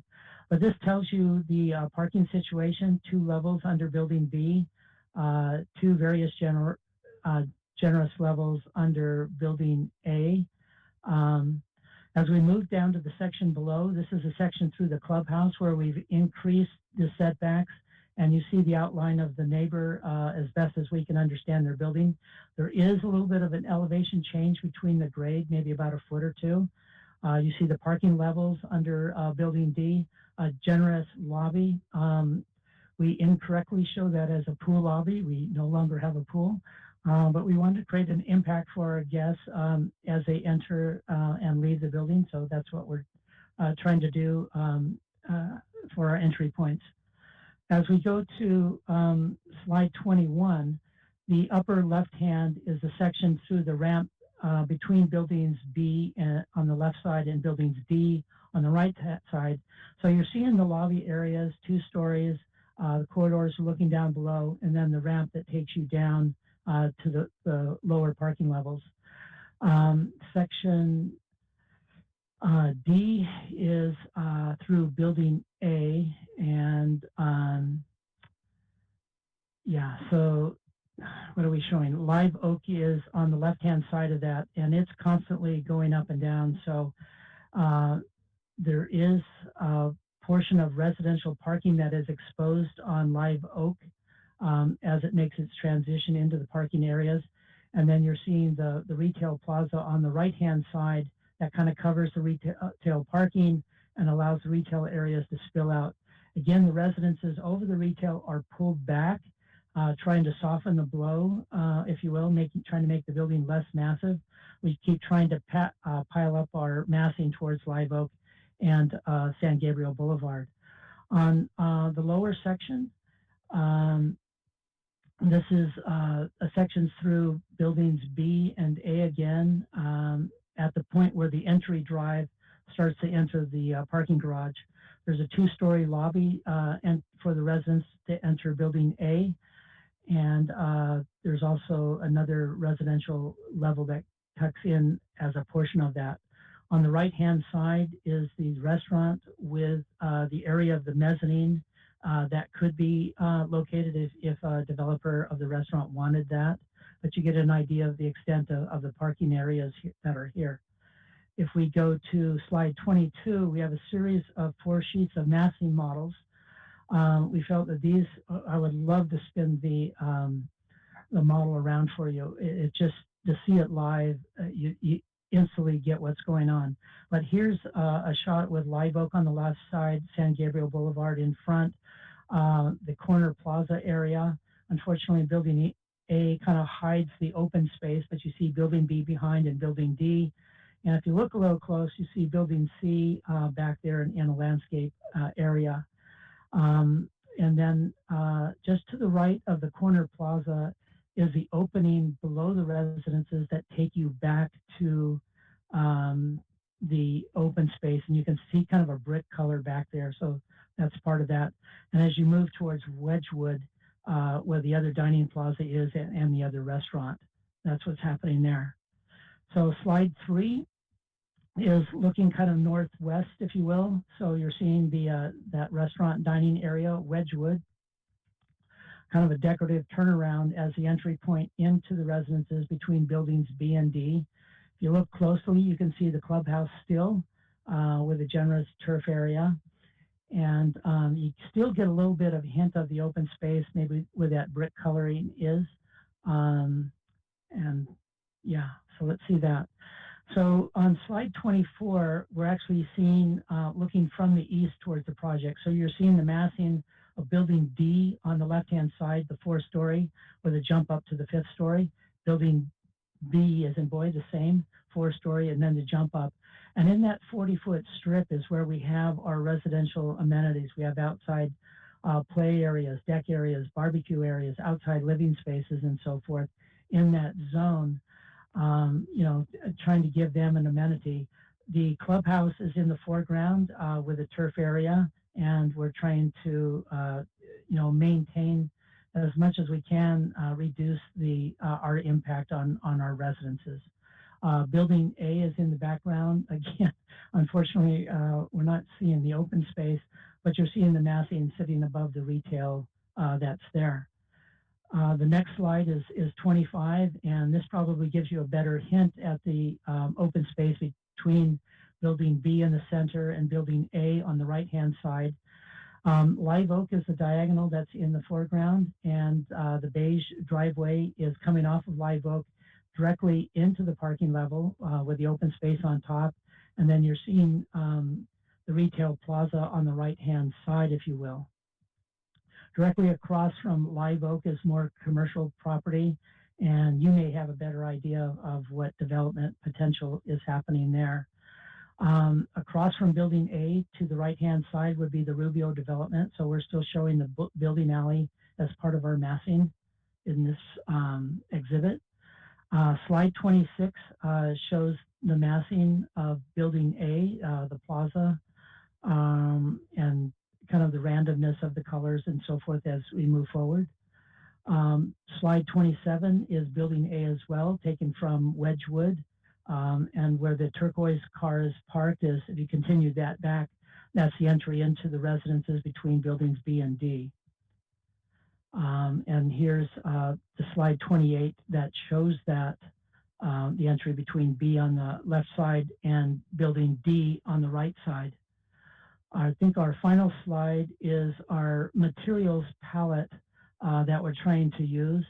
The 2 top colors on the left-hand side are our paint, our stucco colors. We have a slight tint for our glazing in the lower left-hand side, and we're trying to introduce kind of a blue tint for the glass railings. Excuse me. On the lower right side, what we're trying to use is a decorative texture coating as a means of accenting our elevator towers that rise up so much, don't have a whole lot of articulation on them. And also for our main retail areas, some of our primary ones will have these premium coatings on there. In addition, which probably doesn't come off in our elevations, is a level of joint control to give the illusion of stone coursing, give a little bit more permanent. So we want to kind of step it up a bit as well of adding these coatings the joint control, making it look a little bit more permanent. One of the requirements that came out of the city council in the conditions of approval was the use of graffiti paint.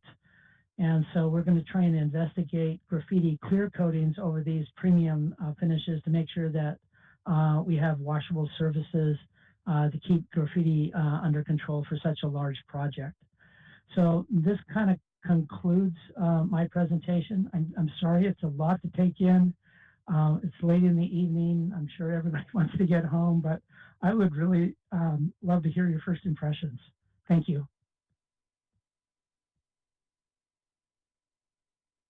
Thank you, Brian. Appreciate that. It's good hearing your voice again after all these couple of years. Let me open up for the commissioners to address the architect, Brian. I'll start with Commissioner Chu again. You have any question for the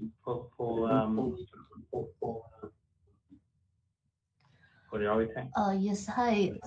This is Commissioner Tu speaking. Yes, thank you for the presentation. It actually is quite complicated and there's a lot of information. I think the design team has spent a lot of time figuring out all those height difference and how to allocate all the programs properly, considering the residential and retail and how to actually make it work in that volume. I do have a few questions. So I saw there's a phase 1 and phase 2 has been indicated on the drawing. I was wondering how this phase 1 and phase 2 been divided, and how is that gonna have impact to the construction? I mean, like for example, if the building A will be constructed in the phase 1, and then the residential will be following up in the later phase. So that's the first question. And the second question I have is about open space. I saw this the building C, actually the clubhouse for the residential portion, and there's a large open air open space at in that little notch area. Is that the only open space that is a common open space provided for the residential unit? This is the second question. So the third question is actually regarding the color and material of the project. I saw the rendering and the elevation actually shows the color is more like a beige with a green glazing, which is not really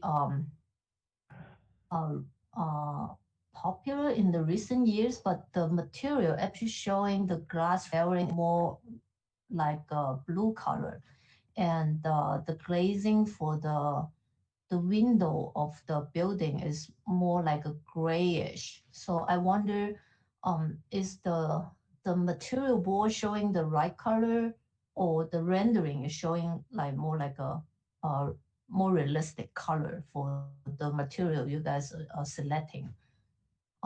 So this is the third question. And I also have a question about I don't know if this is really design review's question, but it's about the open space in the back of building A, and you have a retail that facing to the open space, and that retail is actually in a different level of the retail facing to San Gabriel Boulevard. So I was wondering how this retail is going to be able to attract enough foot traffic for people to go back to actually visit those stores in the back of the building.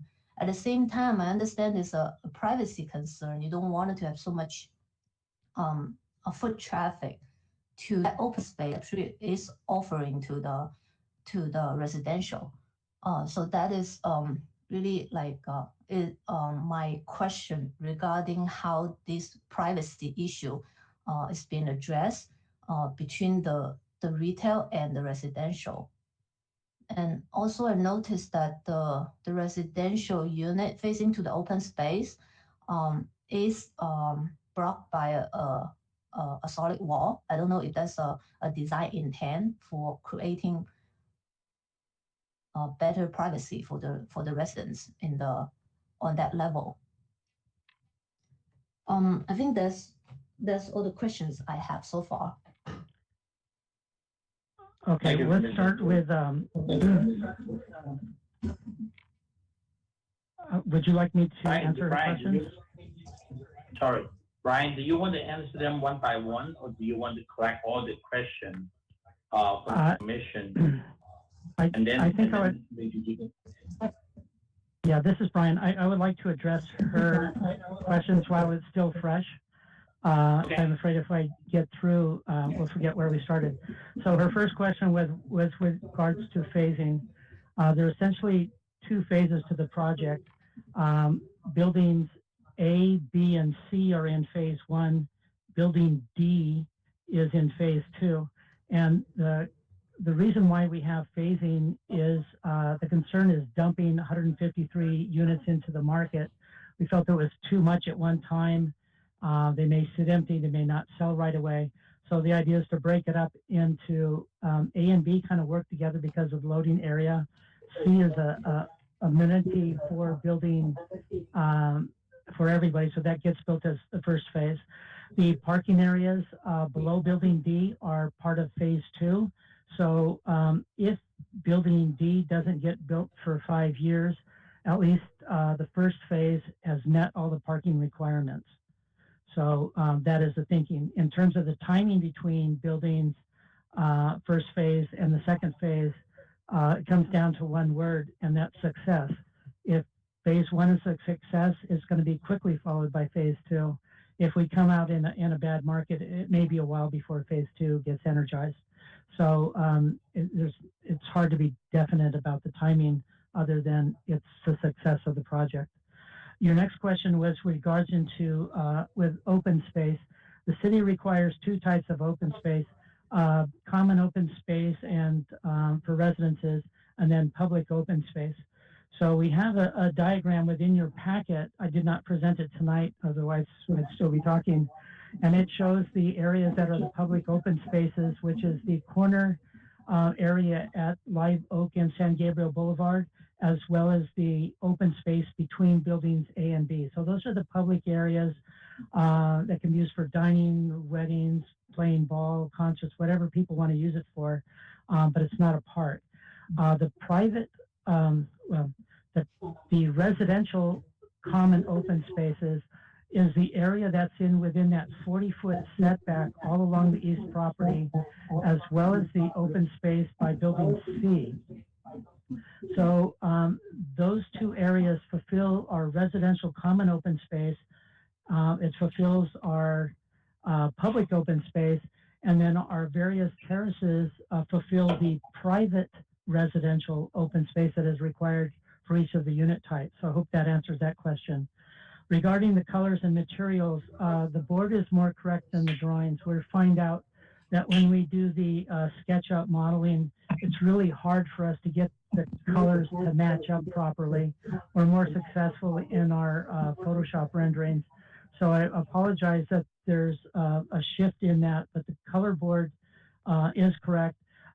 Because we have generous amount of glazing, we are probably going to be having a tint on the windows just for energy consciousness. And we will take a look at the use of the blue glass on the railing to make sure it's very subtle and to see if we still want it. A lot of these color decisions were made years ago, and we may want to refresh some of this. The renderings are probably showing it a little stronger than what it really is. Your last comment was with regards to the residential levels. So you're correct that the areas to the east side of building A in the back are at a different height than San Gabriel Plaza.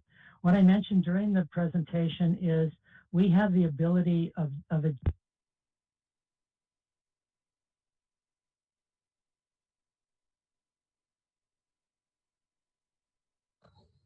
Brian, we lost you, I think.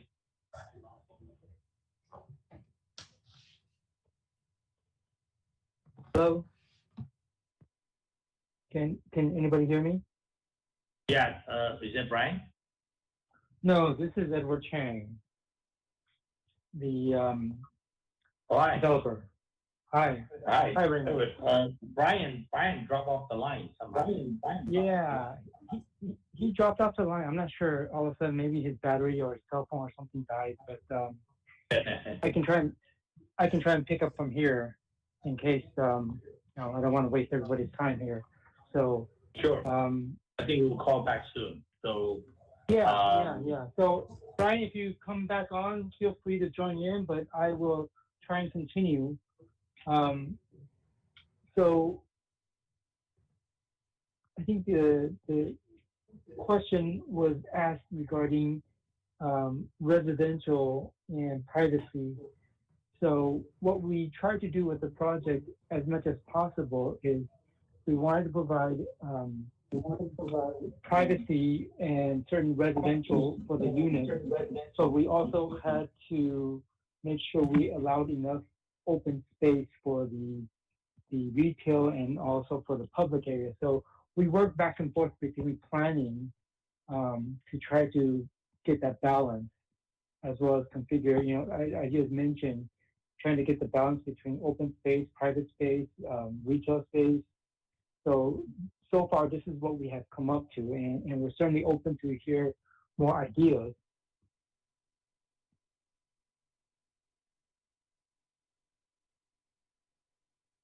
All right, thank you.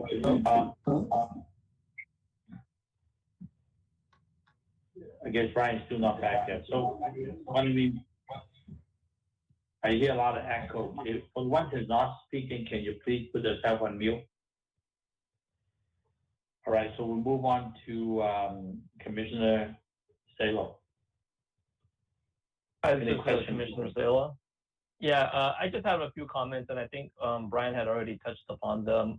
My first one was that the turquoise glazing for the handrail, I don't know if it's just the way it's shown on the renderings, but I mean, there was a lot of work done to have these recesses and shadow play on the elevations.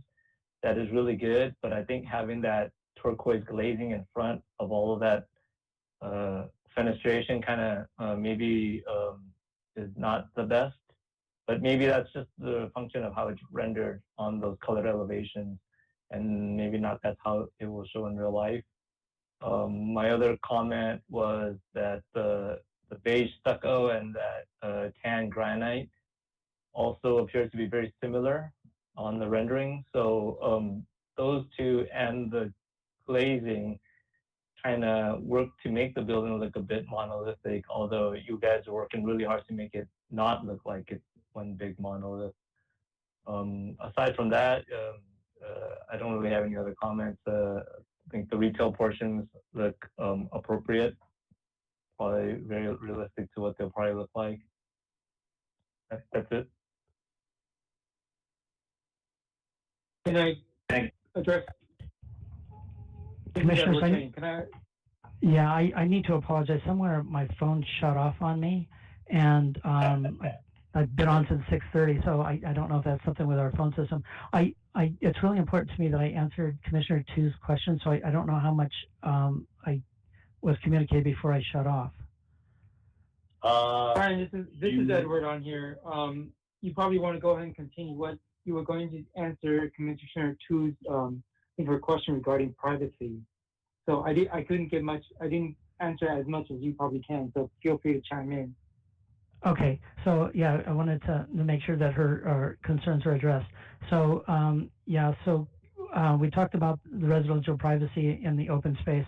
The way the building is organized in Building B is that the first level of residences is above the open space on there, so you're not in the open space looking into these units. So there is a rail condition there. It is elevated probably about 4 feet or so.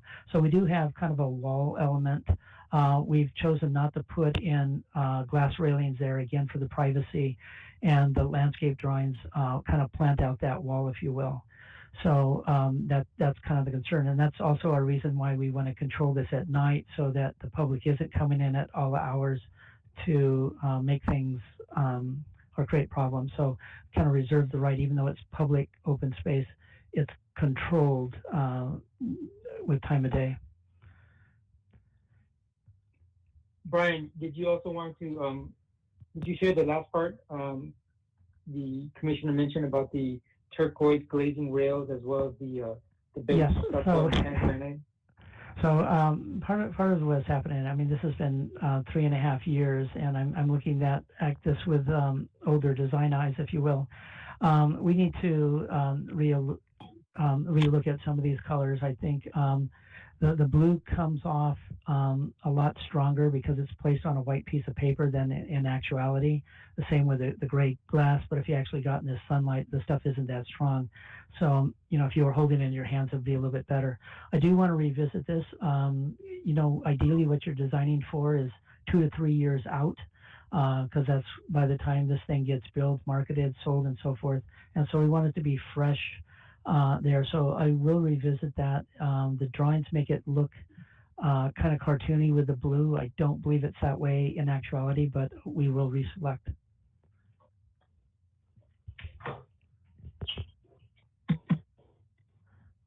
Okay, very good. Thank you.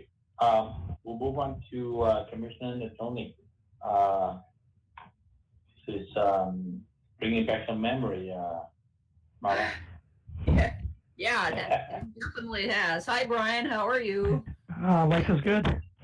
That's good. I'm really happy you got that property. I think it definitely helps the project. And I think you've basically done a good job considering and taken in all of the comments from whether it's the community, the planning commission, the design review commission, the city. I think it's going to be a very good project, and I hope you get there before they cross the street. Thank you. Thanks. Thank you. Chair Roma. Hello. This is my first time seeing the project. I do think that you can see that the development team has really tried to respect the neighborhood and build up the commercial aspect and try to balance the two. I do like the list of amenities that you have for both the general public and the residents.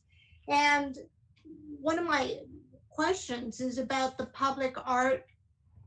You do have public art listed for the corner, and then you're talking about that second level courtyard at the top of the public area, semi-quasi public area. And good public art is part selection and the process of getting your artist. And I'm not too sure if the city, I don't think the city has a process, and this might be the first real large public art process for the city. So is that going to be developer-led? Can you give me a little bit of insight on that? Yes. You have a requirement within the city, and what we've noticed is the bigger the project, the bigger the contribution that we have to make, almost to the point that you can't do it in one location. It's a big money. So otherwise we take the Mona Lisa and we put it in a lobby, and that fulfills our art requirement. So the project is big enough that the art can be spread around. So we owe you two things. One is a signage program, and the second is an art program. And you kind of read the news of statues and things like that coming down. It's like, oh my God. So, you know, whatever you do, you want to make sure that it looks great for a long time. It is something that people want to see and people can experience. So we have the places to do that, which is that corner area that whether it's a fountain, whether it's something sculptural sticking up, something iconic. And then we had originally suggested that the back portion might be a sculpture garden. So something around the perimeter that you might walk around, so that if you had weddings or receptions or something in there, that if there's something there to see, and that it could be locked up at night in a more secured fashion, and so you don't get the vandals. So we haven't reached that. We've been dealing so much with public benefits in terms of, can we create a park for everybody? And then, fire department wants a new truck, so we need a fire truck contribution. So so what's interesting about this process is I'm coming to you after council approval, which is, it's actually a little helpful because it means the project is settled down, that I could work on details. Had we actually used that 2-year gap to work on details, council could have pushed and pulled things and erased a lot of stuff. So I think your comments tonight help pinpoint areas that I need more work on, that I can work more confidently on to do that. The public art stuff, there's 2 ways of approaching it. So we come back to you with a program. This is what we want, where, and this is the budget we're going to do. And it's much more subjective. I have not done that with you yet. The times I've done art, it's very subjective, and it can be very painful because everybody is different about what good art is. So it's really hard. We would probably want to bring in a consultant that represents a variety of artists and put selections in front of you and where these might be. So it's a process that we need to get through. We're hoping that we can work on an art program while we're doing construction documents, trying to run 2 efforts side by side. Now that we know, we still got to come up with a budget that sets the art contribution, and that can help us with that. So that is your normal process. Is art program is done through the DRC as well as signage. So we still have to name our project, come up with signage, whether the buildings carry their own identification and so forth. So there's kind of a branding, if you will, that still needs to happen for the project that has not happened yet. Right. I have some experience with public art, and it's more than, it can be more than statues. If you look at walkways and doing something with word,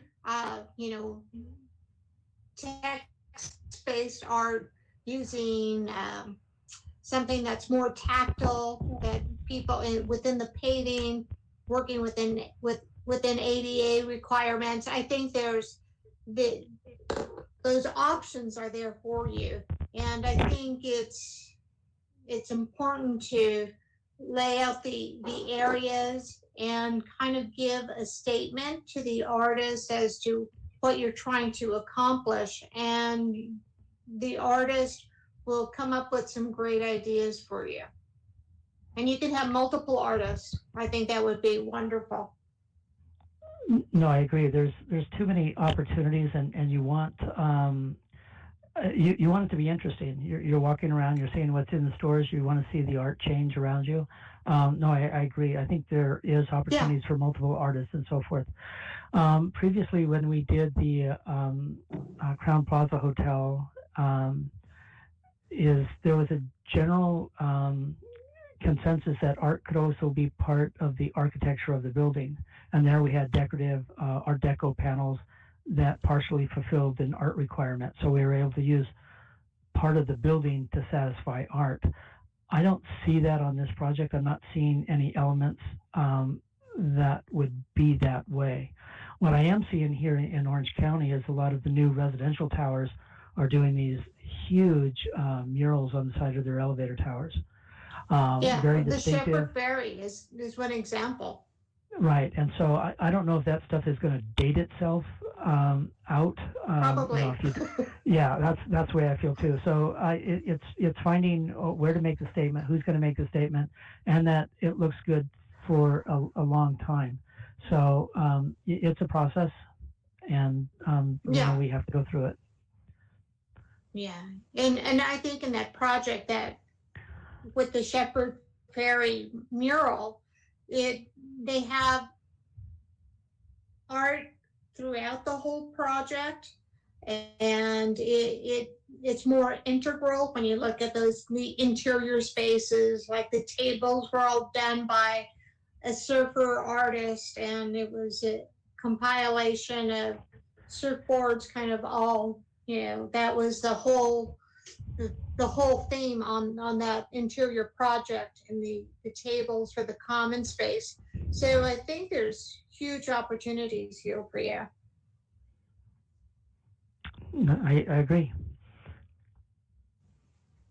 Thank you. Thank you, Vice Chair Ramos. Well, Brian, I know it's late, but I do want to just make a couple of points. One, I think all those comments are great comments. The project has gone a long way since Mala and I worked on it, 4 years ago now.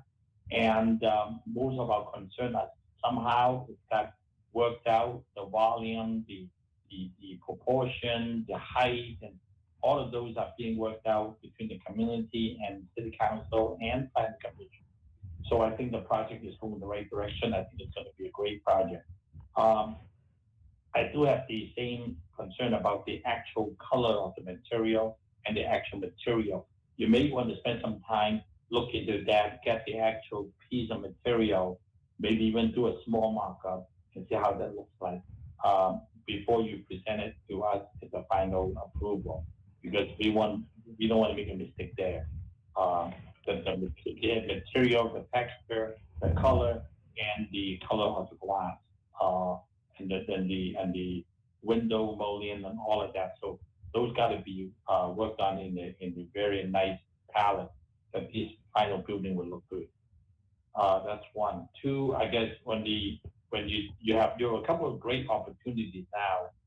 You take out the pool, you got a big lot there. I see a lot of lawn, but that's an opportunity for your landscape architect and your public work artists work together. That area, the public space in between the buildings, I think you should look for that opportunity among those different areas where the residents can enjoy a nice walk in the public space to like a garden light together with this artwork merge into those. That would be nice. That's an opportunity. Lighting is another opportunity.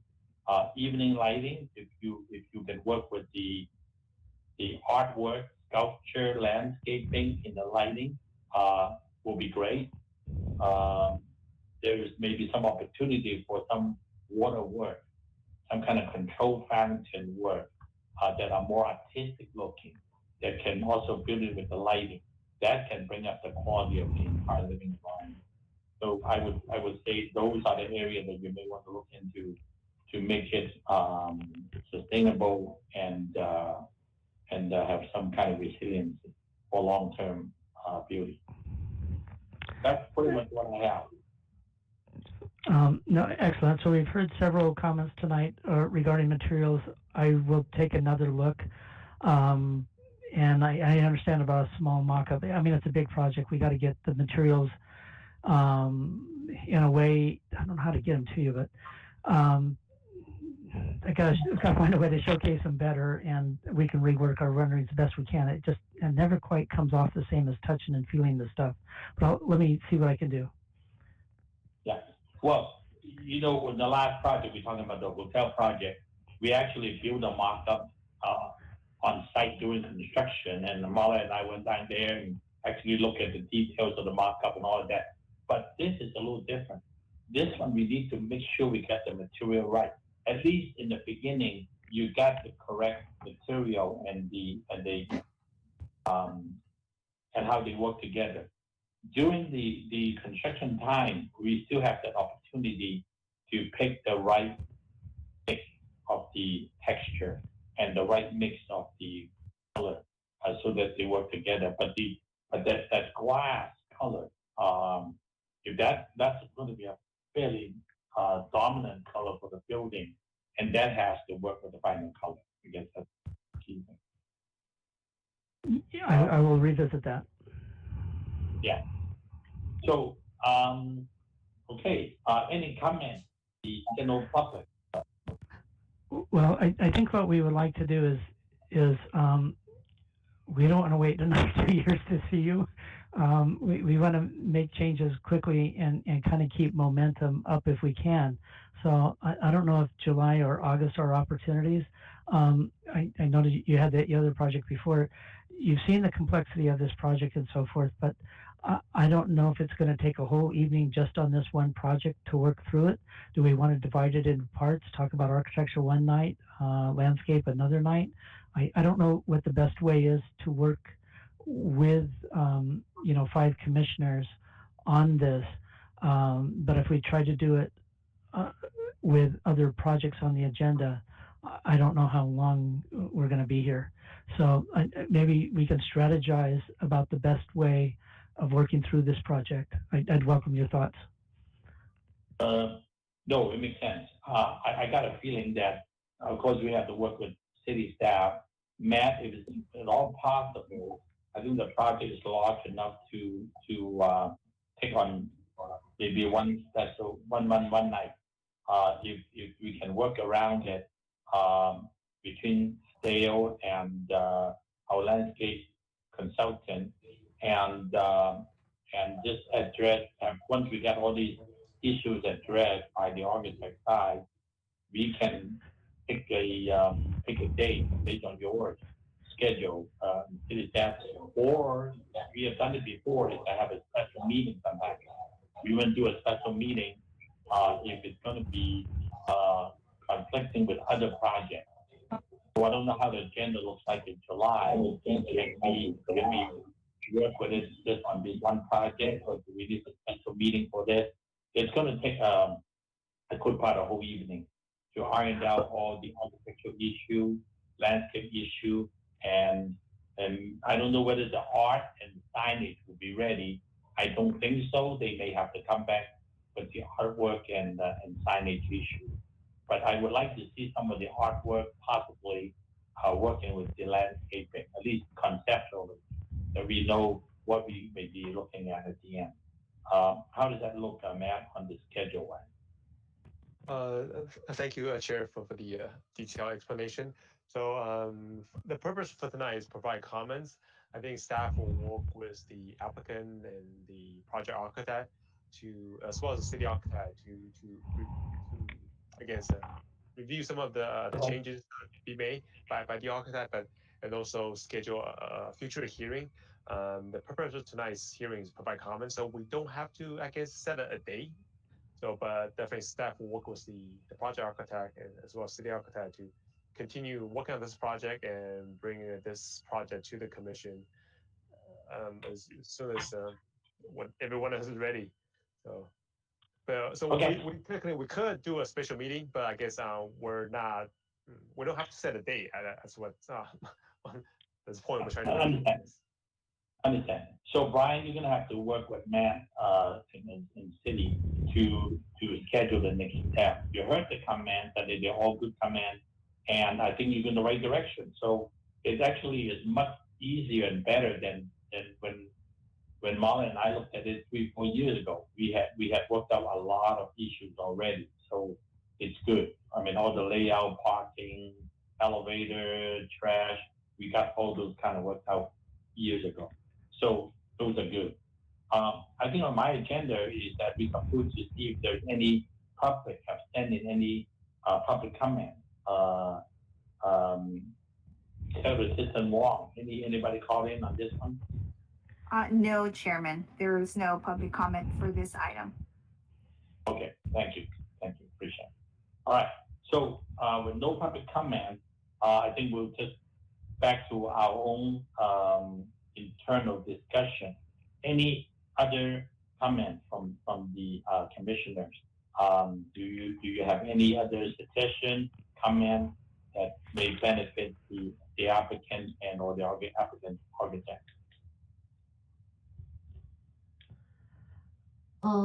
This is Commissioner Tu speaking. So echoing what Commissioner Roma and Chair Chen was talking about, integrating the public art project, public art aspect into the project, I was thinking because currently looking at the retail plaza and the public open space court, they feel like it's a bit isolated, and I was concerned about the retail facing the back of the courtyard and the public space that is not going to be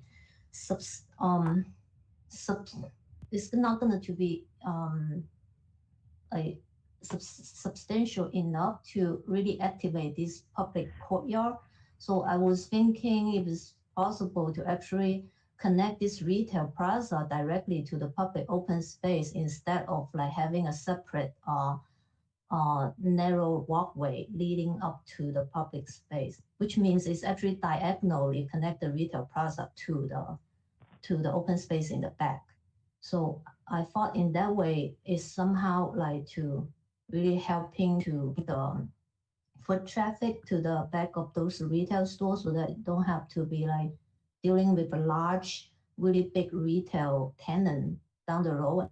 And also that could be pretty interesting to integrate public artworks and to encouraging the pedestrian to access to the project and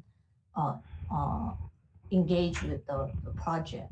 Even like large public open space is provided to the public. Now it feels like kind of like hidden behind, and you don't really have a really good way to present it to the city, to the public. That's my additional comment. Thank you. Thank you. Any other comment? Sure, none. Brian, you heard it all. So I'm sure you're very good at that. You take that and then see if you can address some of the suggestions, some of the comments, and come up with some kind of solution for us to look at. And whenever staff can schedule us, then we'll do it again. I appreciate your presentation. I appreciate that whole package that you sent to us, and it make the whole body a little easier to understand. It's a lot of information for the first time commission that looked at it. It's pretty amazing that they got so much good comments from them. Well, I want to thank you, commissioners, for your input. It's been very helpful. I'll let you continue. Thank you very much. Well, really appreciate it, and also to Mr. Edward Chan. Thank you for being so consistent with us and patient with the city's process and get the project to this point. We want to see it happen. So thank you very much. Thank you. Thank you for all the comments tonight. We'll be reviewing it with Brian and hopefully continue to work it so that the next time we bring it back to you, we're just that much further along. Yes, appreciate that. Thank you. Thank you. All right, that finished this project. We're down to the last two, which should be a pretty easy one. Item number 6 is commissioner comment and any conference meeting report from anybody.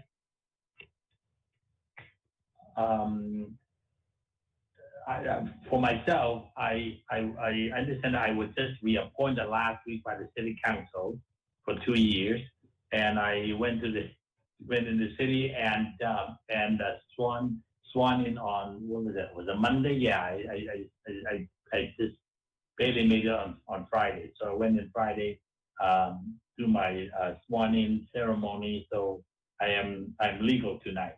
So we can continue to do our business. Who else was also termed up? Oh, so Mala, you got it done. All the paperwork is done. Very good. Yeah. Thank you. I swore in on Friday as well. Okay.